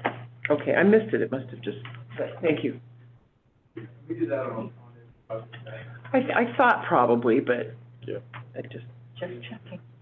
Thank you. I thought it was amazing how many little creatures are out there that you have to be monitoring. I know, right? Yeah, I mean, that's half of them I haven't heard of before, so, Glad to see the bumblebee get some respect. I know. I want to see. Bees are important. absolutely. They pollinate certain crops that other. Ag, absolutely. Yeah. Well, and the kind of the sensitivity to the potential cultural sites, and I think it's really important that we are responsible in that way, and I appreciate the effort to do that. I know we have to do it, but still, Yeah, but it's good to do. it's good to do. That's right, it's the right thing. All right, do we have a motion? Do a motion. Okay, I will make a motion. Am I doing? I'm making a motion to adopt resolution number 2024-25, adopting a mitigated negative declaration, approve the mitigation, monitoring, and reporting program for the project, and approve Combie Ophir 2 and 3 Siphon replacement project, and authorize the general manager to execute the necessary documents. Second. Chris seconded. All right, roll call, please. Division 2, Aye. Division 3, Aye? Division 4, Aye. Division 1, Yes. Division 5. Yes. Thank you, Chris. Oh, really? Barbara? Yes? Yes, That was my mom? yes. Where? At UC Davis. Oh, nice, the extension. Yep. That's so cool. Yeah, many decades. That was a while ago. Well, that's great to hear. All right. So, let's get on to the annual comprehensive financial report. All right, I'll start this item, and then we have our consultant, Justin Williams. Every year, the district is required by state and federal law to complete an annual financial audit, and also complete an annual comprehensive financial report, the ACFR. Well, the name has been changed to the ACFR, yes. Oh, it's ACFR. So we have I was to, looking for that word, the. CAFR. It wasn't in there. yeah, it's been changed to the ACFR. So, Okay. this particular audit was completed for the fiscal year that ended December 31st, 2023. As everybody is aware, our fiscal year runs a calendar year, unlike some other agencies, which is kind of that July 1 to June 30th. The annual comprehensive financial audit takes place over several months, and it takes a lot of effort from our staff as well as from the audit team. So there are a number of different items that the auditors pull and information that our staff has to provide, as well as, in order to complete the audit, all of the reconciliations and year-end closing activities have to be made so that the appropriate accruals can be made after the end of the fiscal year. One of the amazing things is I think it might be a world record for this district on how quick the audit was done. Yes. So, yeah, huge kudos to our accounting staff. We have Amazing. 2 of our wonderful accounting staff here right now. We have Desiree and Diana. They are Front seats are open. we should have brought a pedestal for them. Yes. But the. And little queen crowns. Yeah, the financials of the district's financials are in amazing shape in comparison to about 3 years ago. And it's a testament to their hard work, and with Sandra's guidance. Sandra's still on maternity leave, but she'll start coming back slowly here soon. Her baby is 6 weeks old. She's online. She is probably online, yes. She is. She's probably watching with the baby. Sandra has been an amazing addition to our team. And they have, the financials are so clean now. They do their monthly closings, they do all their reconciliations. It's just phenomenal. So there is much confidence in the financials being presented, and as well, it is a testament by how little year-end adjustments were needed from this audit. One. So with all of that, I'm going to turn it over to is Justin on as panelist? Yeah. Oh, hi, Justin. Sorry, I didn't see you. So Justin Williams is the head auditor from our auditing firm, Munn. He is an extremely good auditor. His team does a deep dive into our financials. And so Justin has a little presentation for you. Hey, Jennifer. Good. It's still morning. Good morning, everybody. I'm going to go ahead and share my screen here. I've got a PowerPoint that I'll go over.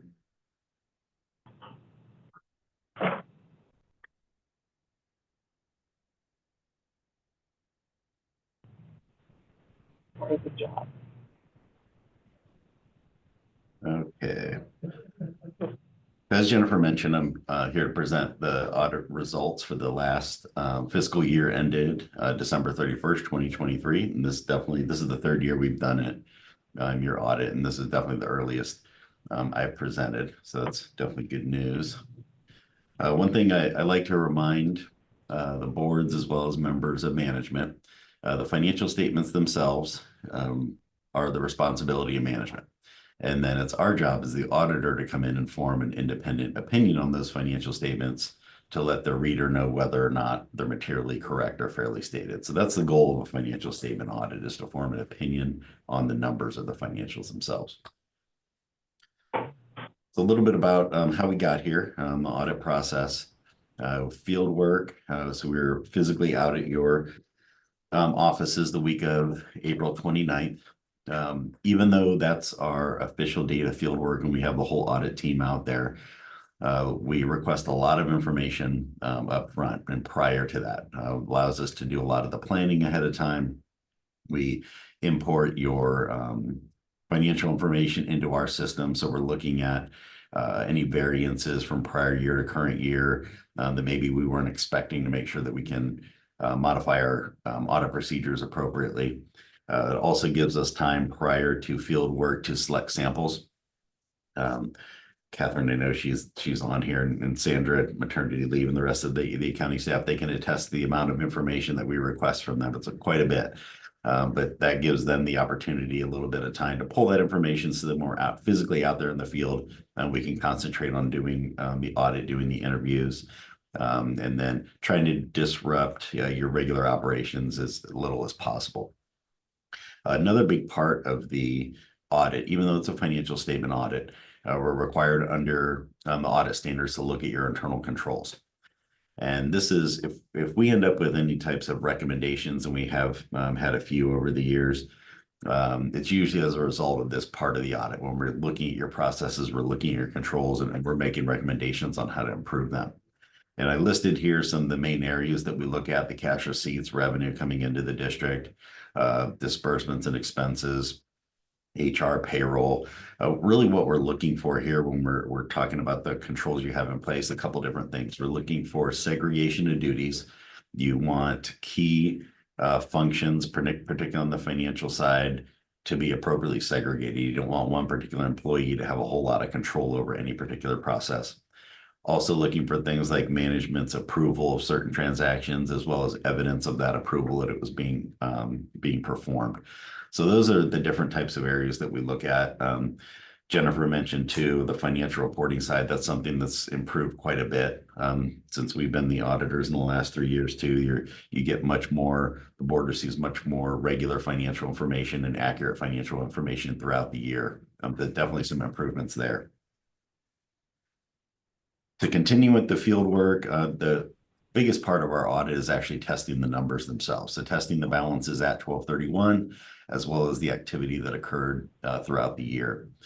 I listed an example there, some different types of tests we do as auditors. Confirmations of balances that's a big one. That's where we send third-party confirmations directly to financial institutions. They respond directly back to us to confirm the balances that you're reporting on your books as well. So it's a really, really strong audit test there.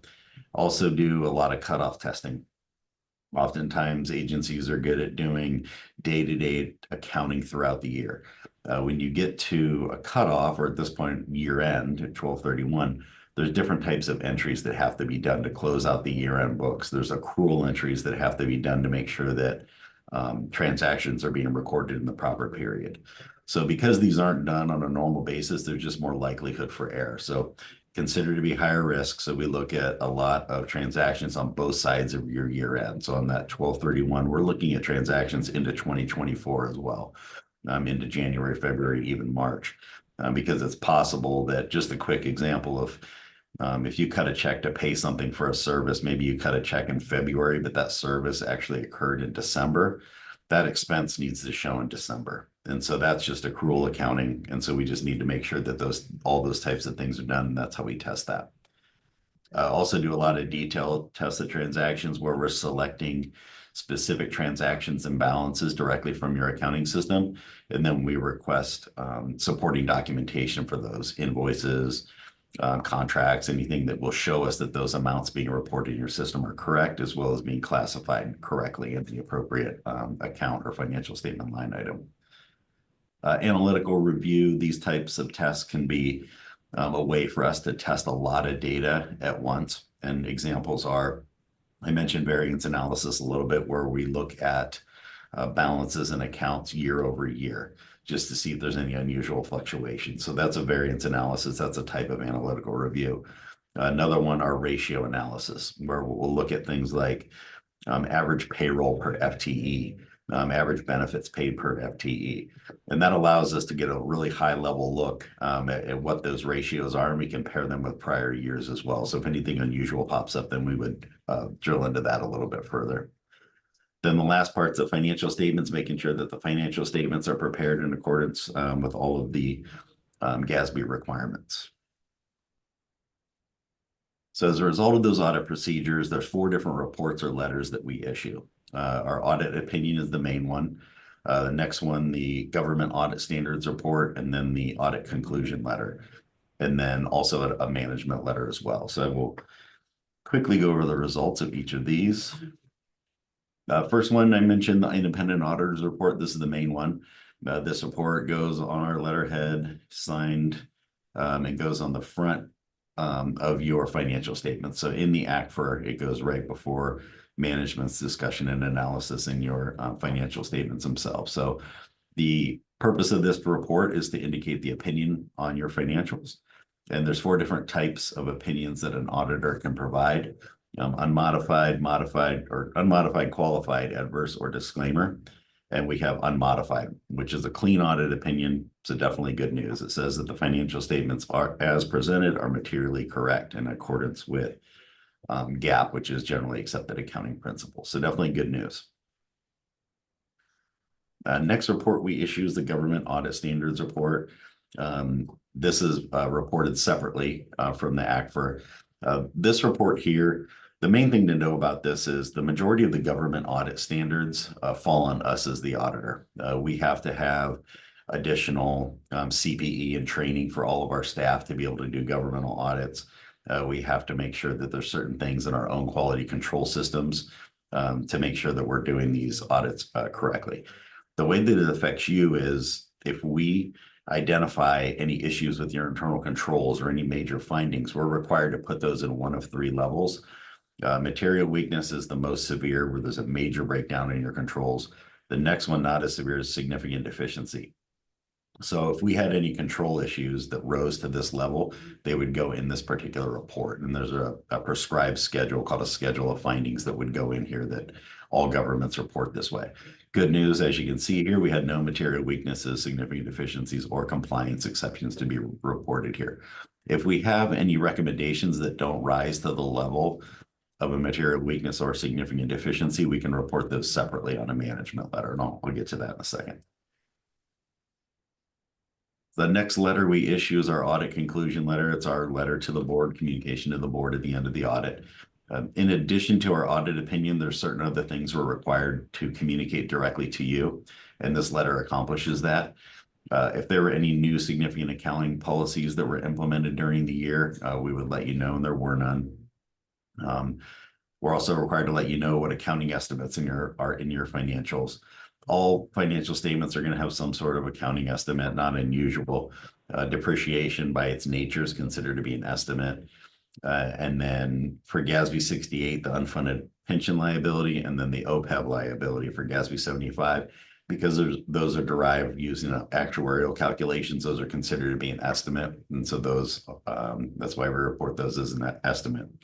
Again, nothing unusual. We're just required to let you know which ones are considered to be estimates. If we had any difficulties encountered performing the audit, this would be our opportunity to let you know that. And this could be things like, if I was doing this presentation in October or November for the 12/31, even if the audit results were okay and turned out the same, that'd be our opportunity to let you know why there were delays. Maybe we had some issues getting information in a certain area. Ultimately, maybe we're able to resolve that, but this would be our opportunity to let you know that. And as you can see, there were none.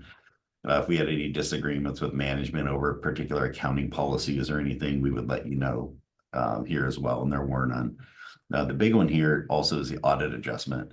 There was only one, which is great. Jennifer mentioned that earlier. And what an audit adjustment is just to make sure everybody's clear. To begin the audit, we're provided with the balances in all of your accounts that comprise essentially the statement of net assets or balance sheet, as well as a statement of activities. If during the course of the audit, as we're doing all of our testing, if we notice any errors or things that need to be corrected or adjustments, those are called audit adjustments. Almost always we have about 4 or 5 just things that we do to clean up. The fact that there's one is great. Obviously 0 would be perfect, but that doesn't happen very often at all. I mean, one of the reasons this is important is because you do receive financial information throughout the year. And if you're part of an agency where the auditor comes in at the end of the year, makes 30 or 40 adjustments, you might want to question the validity of the information you've been looking at all year. So why do the auditors have to correct all this stuff? How reliable would that financial information be that we've been basing our decisions off of all year? So that's why these audit adjustments are important. Like I said, there's almost always a few. So the fact that there were one was just for accounts payable. This was related to I mentioned earlier, we do that cutoff testing where we test a lot of samples on both sides of 1231. There was a particular accounts payable item that had been accrued, but it shouldn't have been. So it was just reversed.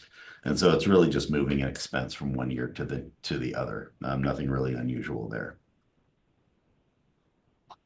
Next one, the final letter is our management letter. I mentioned earlier that if you have any major issues with your internal controls, that we consider to be a material weakness or a significant deficiency, those get reported in that government audit standards report. We didn't have any of those. Management letter, this is more of our, they're called control deficiencies that are more like general recommendations on how you can improve controls, things that we encountered that were fairly minor. Here, we had the cash receipts review process. That's been a finding now for quite a few years, and the district's been slowly working on that to get that corrected. And it's done now. What this was just the documentation of that review occurring of the initial part with the receipts as they're gathered at the different sites. So we're confident that it's happening, and there just wasn't enough of an evidence of initials or sign off. That's subsequently been corrected now. And so I anticipate this will go away next year.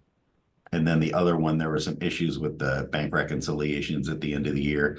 They were subsequently corrected basically due to a new format that's being used. So even though we still report these, by the time we're done with the audit, these were already in process of being corrected. And then last year we had a few recommendations which were all implemented with the exception of the partial one on that cash receipt. So from a board member's perspective, definitely good to see that if the auditors are reporting findings, that they're being cleaned up and management is taking them seriously to make sure that those are being corrected each year, which they definitely do. So in summary, these are great audit results. If you want to know how the audit went, you can just go right to this last slide. We have unmodified opinions, a clean opinion on the financials, just had the one audit adjustment, no material weaknesses or significant deficiencies. And we had the 2 items on the management letter, which again have already been resolved. So excellent audit results. I'll go ahead and stop sharing here.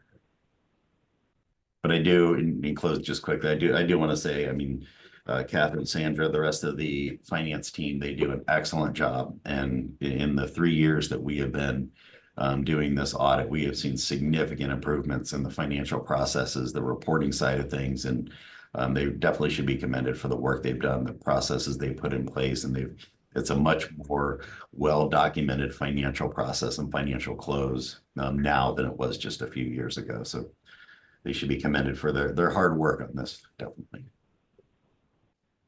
Justin, thank you. Questions? I'll just make a comment of just my heartfelt thanks for all the work that you all do. My goodness, I've been, I told Jennifer yesterday I was the CAFR, probably used a bad word, but I tend to go through these with a fine-tooth comb, and man, you guys have just done a great job, and I'm so appreciative. And for our presenters' benefit, for Justin's benefit, about, 5 years ago, we had 129 audit exceptions. Oh, wow. Oh, my gosh. Yeah. Yeah. It's a lot. So they have come, my goodness. Anyway, they are fabulous. Thank you so much.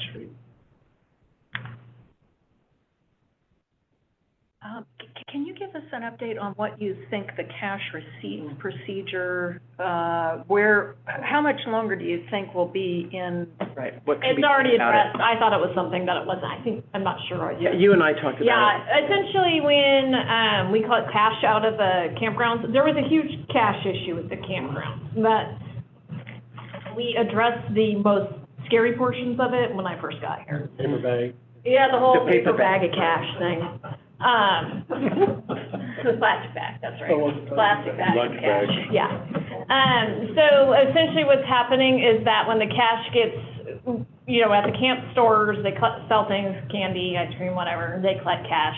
And then there's procedures for those people to essentially count out their drawers at the end. And then that cash is collected and then it's transferred from recreation into customer service where then they process that cash. There's been a review of the closing of the registers, but there was a lot of times what we do on everything, you've probably been in my office when I'm doing it, is when we review something, we automatically do initials or a signature. That's what the auditors look for when they're pulling any of their testing documents, is that there is some type of review or signature that indicates that somebody in the chain of command reviewed it. Oversight. So it's been addressed. So Monica has to sign on her end when she collects it all, and then Aurora signs on her end after they process it and count it. Okay. So it won't be there next year? Nope, it shouldn't be. Okay. I actually have a number of questions. They shouldn't take too long, though. So I'm going to refer to the number that's in the far right corner, page 25. Justin, I'm not sure if you're looking at the packet online. She's referring to the audit document itself that I can translate for you. Oh, I can do that. I have the packet, so we Okay, have the packet number. Yeah, okay, we're looking at the packet number then. So I noticed that the capital assets for both 23 and 22 differ from, under net positions, it talks about net investment in capital assets. So I'm wondering, what is the difference between that top capital asset and the bottom capital assets, and why that number differs? That's definitely, so that's a statement in net position. We're on page 116 of the packet. Table 1, statement of net position, page 6. It's page 6 of the actual ACFR. Yeah. Our packet is differently, yeah. Sure. Okay, no, that's a good question. So I'll make this a little bit easier. So this particular table here is a condensed table because it's part of the management's discussion and analysis. So that's the part that management puts together in summary. Is actually a really good thing to read if you're not going to read anything else in this gigantic, long CAFR. When you read the MD&A that's prepared by them, it's summary information from our audit, which is later, and then it has some information there. But if you go to page 10, so just a few more pages past that, that's where this information essentially is coming from. So that's condensed version that's in the MD&A. Well, there's 2 pages. This might be actually harder to see. Okay, so well, anyway, so the reason that there's a difference in those numbers, so the capital asset number represents the gross cost of all of your capital assets, infrastructure, equipment, everything, less depreciation. So that's a net number of depreciation. Then what you have to do, the number at the bottom where it says net investment in capital assets, that means any liabilities that the district has gets netted against that capital asset number. So for example, if you have, like loans that were used to purchase, build capital assets, any outstanding amount of those loans gets netted against that capital asset. That's why that amount's different or lower. Thank you. And then under that net position, net investment in capital assets, all those restricted areas, those are all reserved. Is that correct? Yes, so Is those restricted for expansion, restricted for improvements? Yeah, some are not. So capacity expansion, those are the capacity fees. Restricted for improvements, looks like a lot of that is the FERC relicensing. And then the debt service is the essentially the additional monies you have to have on hand to be able to pay from the reserve portion of the debt. Okay. Okay, and then on page 52, well, I'm trying to make sure this is in order, sorry. So on page 52, it's page 33 of the audit and page 52 of the packet. It talks about under note 6, the prior advance refunding. And I was just totally lost on what is prior advanced refunding and what is that? Sure. So, no, it's a really good question. So what an advance refunding is when, if you have outstanding debt and essentially you're going to refinance it, which is fairly common. It's not going to be common now, the way that interest rates are right now. But when interest rates, improve and then you want to refi debt, the way that a lot of these work in terms of the bonds is if a district decides to refinance them, anybody holding those bonds, they're not just paid for those bonds at that point. What happens is you take the proceeds, you issue a new bond, you take a portion of the proceeds from that new bond and you put it into an escrow account that sits there. And so over time, then that escrow account pays down your debt that you refunded. So your old debt essentially. And so that sits there. So all the bondholders still get all their payments at their regularly scheduled time over however many years that is. For the purposes of the district, that's considered to be a defeasance, which means that it's no longer the district's debt. So for the purposes of the district, you refied some bonds with a better rate, and then you have your new payments. That old one on your financials goes away because it's no longer your responsibility, because that money from the proceeds from the new one were set aside in an escrow account that you can't touch. And then that just gets paid off over time. So that's the purpose of that. That's very helpful, thank you. Sure. And then on the OPEB liability, I would like to request that we have a presentation on OPEB at some time in the future. Yep. There's a lot of really interesting trends that are in the packet. Net liability's been reduced by $4 million.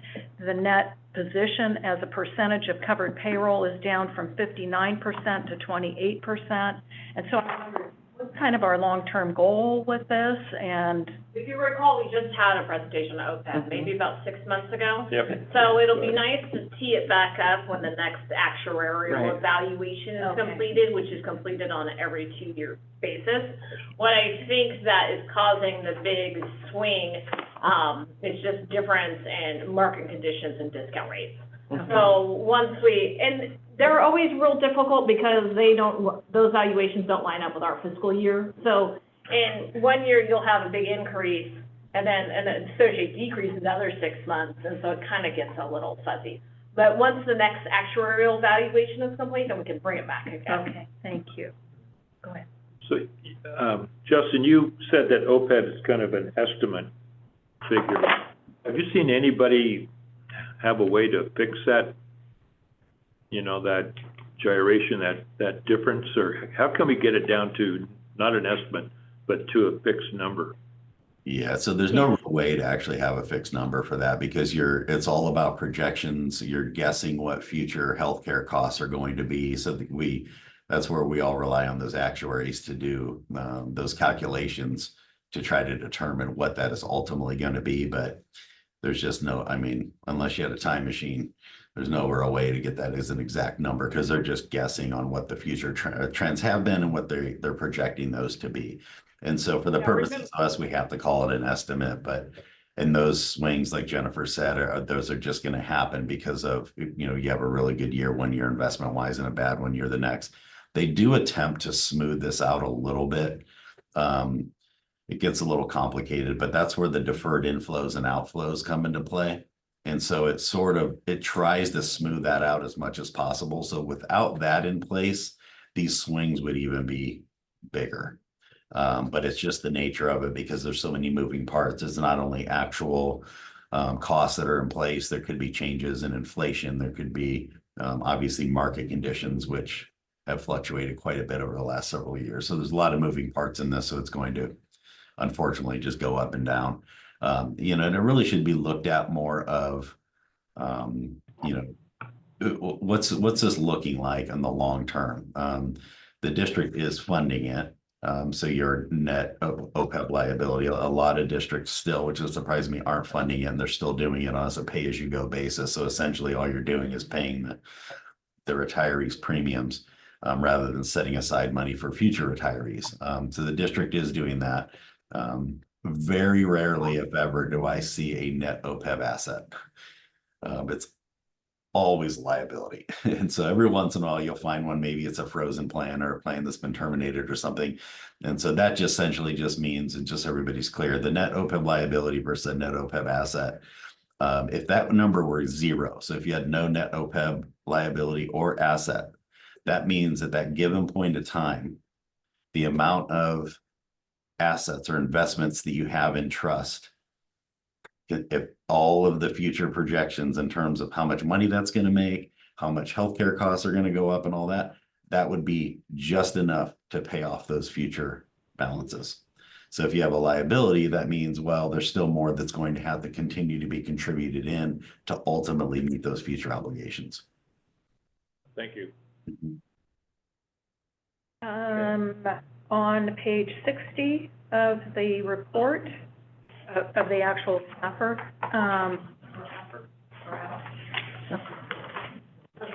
so what is other? And it says treated raw other. Is that, what is that? What do you? Table 7, raw water sales and production by type. It says treated raw other. What is other? Dirty. We go through this every time. Chip, what was all in the other? I don't remember everything that's in the other capacity. I think it's out of district sales. Okay. I believe it is. We'll double check and get back to you. It's hard to remember because of how the account codes are, so. You can read that? There's a handful of them that are in there. So I wondered if it would be, to me, part of what the district's obligations are is to provide environmental water. And I wondered if we somewhere, I didn't see environmental flows in this at all. It wouldn't be appropriate for them to be in there. It's not a financial transaction. Right. Opportunity, yeah. Well, this is a statement of our financials that run through our financial system. This is money coming in, money going out, liabilities.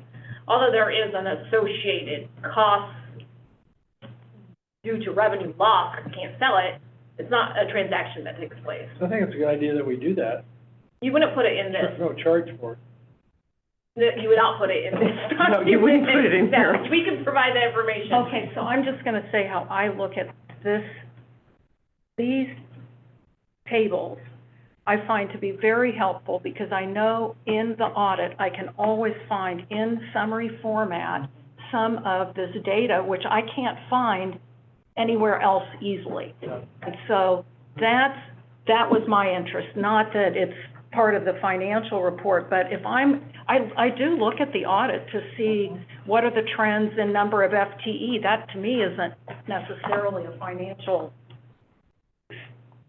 component. I mean, yes, it's how our payroll's affected, but anyway, that was my interest, is to just see how much water we currently have that is going through our system. We have treated, we have raw, we have other, but we don't have what that environment is. Yeah, we can provide that information on the website or separately. It would be hard to even quantify it. It's a continuous flow and it changes by where it's at. So we can have that. And some of that water we can recapture. It just all depends. So it's a little bit more of a nuanced, complicated conversation than putting a table into the audit.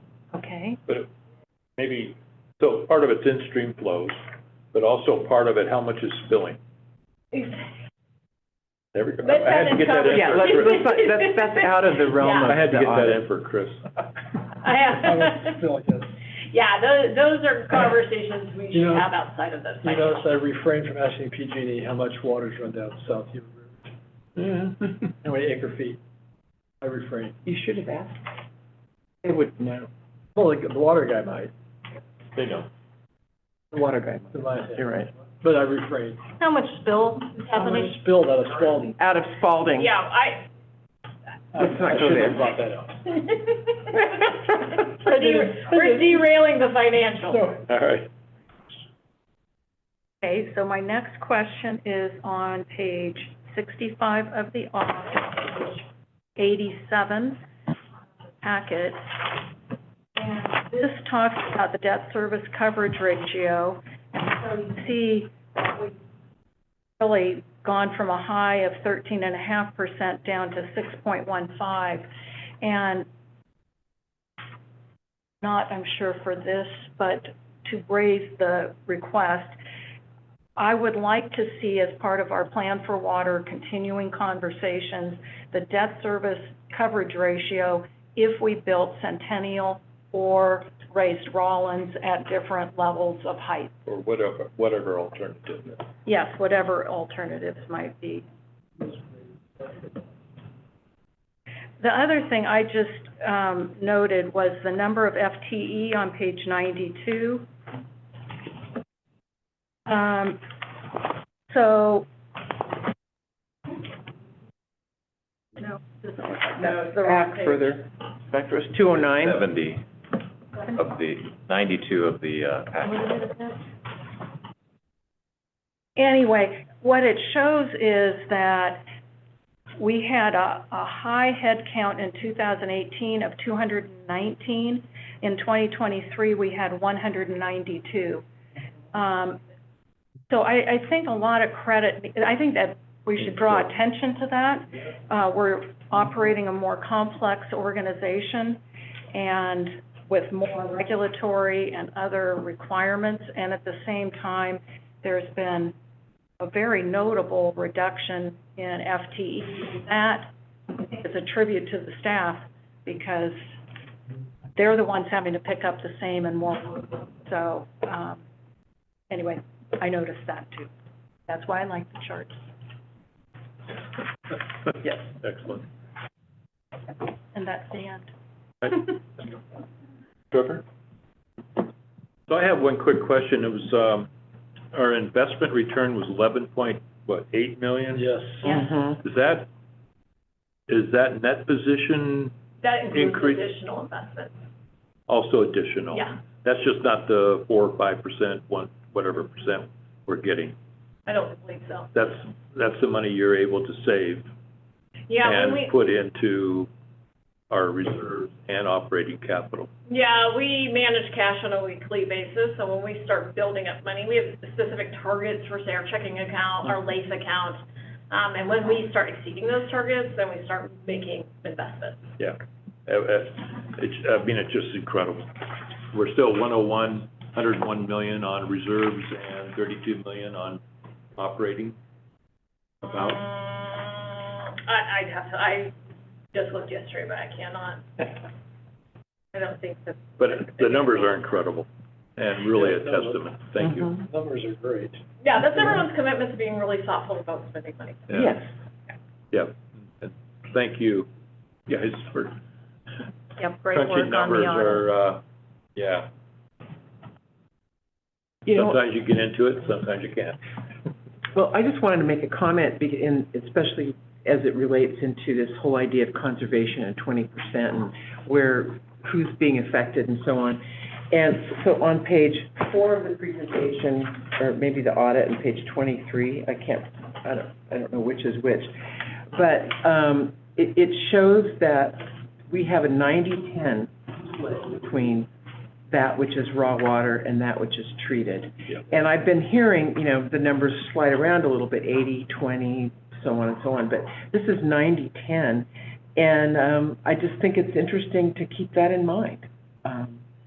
When we talk about conservation, where it has to come from, the larger users, I agree, Trevor, that it should always be even, that we should ask for the same kinds of contribution from each sector, but it's really fascinating to me to see how much more water is going into the raw water sector. It's actually more than I thought, so that was interesting. Yeah, is it? Yeah, I thought it was 80-20. Oh. This is saying 90-10. Yeah, I've always heard 90-10. All right, any more public comment? Any more directors? Do we have a motion? This is just receive and file? Yep. Do we receive and file it? Sometimes we vote on that, sometimes. Okay, well, I will move that we receive and file, and with my thanks, or our thanks. And authorize the general manager to authorize publish. The general manager to publish. Thank you. We have a second. Second. Any further comment? Roll call, please. Aye. Aye. Four, Aye. one, Yes. five. Yes. All right, general manager's Thanks. report. Thanks to Justin. Thank you, Justin. Good job. Well, thanks, everybody. All right, have a good day. The guy on Zoom always gets lost. Yeah, you're right. No worries. All right, bye-bye. Don't have a whole lot to add, with the exception that Rollins voting will still be closed likely for today, and we'll have to be flexible on tomorrow, but we'll let everyone know. 150 feet deep at Rollins, and bodies tend to drop until the water warms up. Thank you for that. There was one once before. That's all I like have. Yeah, that. Took a long time for it. yeah, it did take a long time. Okay, board of directors. Sir? Sure. Placer County Fair was last week, so, till the freezer time, got myself a pig and half a cow. Everyone should get out there and support the youth and ag. Lots of meat and other things available right now.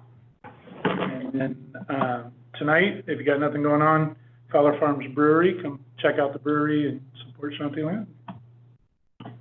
And thoughts and prayers to the family impacted at Rollins. It's awful. Karen? I have had just an ongoing steady stream of customer concerns, one of which was about the canal rotation. So this person is in Placer County, a rancher, and they read the last minutes for our meeting, and they interpreted that canal rotations were going to occur everywhere in the system. So I don't know if there's a way to just maybe with our press release on the conservation efforts, we can highlight that that canal rotations will go in effect at this time. And then another couple groups are concerned about screen cleaning on their box, feeling like, well, isn't the district going out and cleaning every single box? And Never. But I did think maybe when we send out our billings in spring, that we could just note, what are the customer responsibilities, and cleaning the screens is one of them. But they thought, geez, why don't you do that? Well, here's why. So anyway, those were some of the concerns that were raised. Ricky? Yeah, let's see. A comment in that I got my first NID bill. I was so excited, and I paid it. But, I did notice that there's some bold print, and I forgot what that said, and then there's some really fine, like 8-point print that talks about conservation. And my thought was, hey, that ought to be bold and red, especially now, that says mandatory 20% conservation, blah, blah, blah. And it ought to be more prominent in those bills, I think. So that's a comment. Then I've had repeated requests, and I'm working with Jennifer, but I want to bring this up here because Chip is in the room, that the folks at Scotts Flat really want us to do a presentation. And I've said, in part, it changes so much that we haven't really had a consistent thing that whatever we say to them this week would be different next week. So, but we still need a date, we still need to do it, and so. We had offered up a couple of dates. We did, and then it didn't work, and so anyway, I just want to bring that back full circle onto our plate, because those folks really want to know what's going on. And They deserve to. NIDwater.com. No, I know, you're kidding. It's So we can do a presentation to homeowners. Yeah, I agree. That's Chris? it for me. No report, but I had to clean a screen yesterday. If you want to see my self-cleaning one, I'll show it to you any day. I've cleaned them forever. It's just faster, quicker, and you got your water. Yep.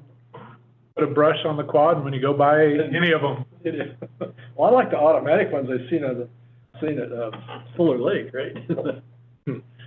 Anyway, that's all I have. Yeah, so we're out of here. We're adjourned. Thank you. Thank you. Nice.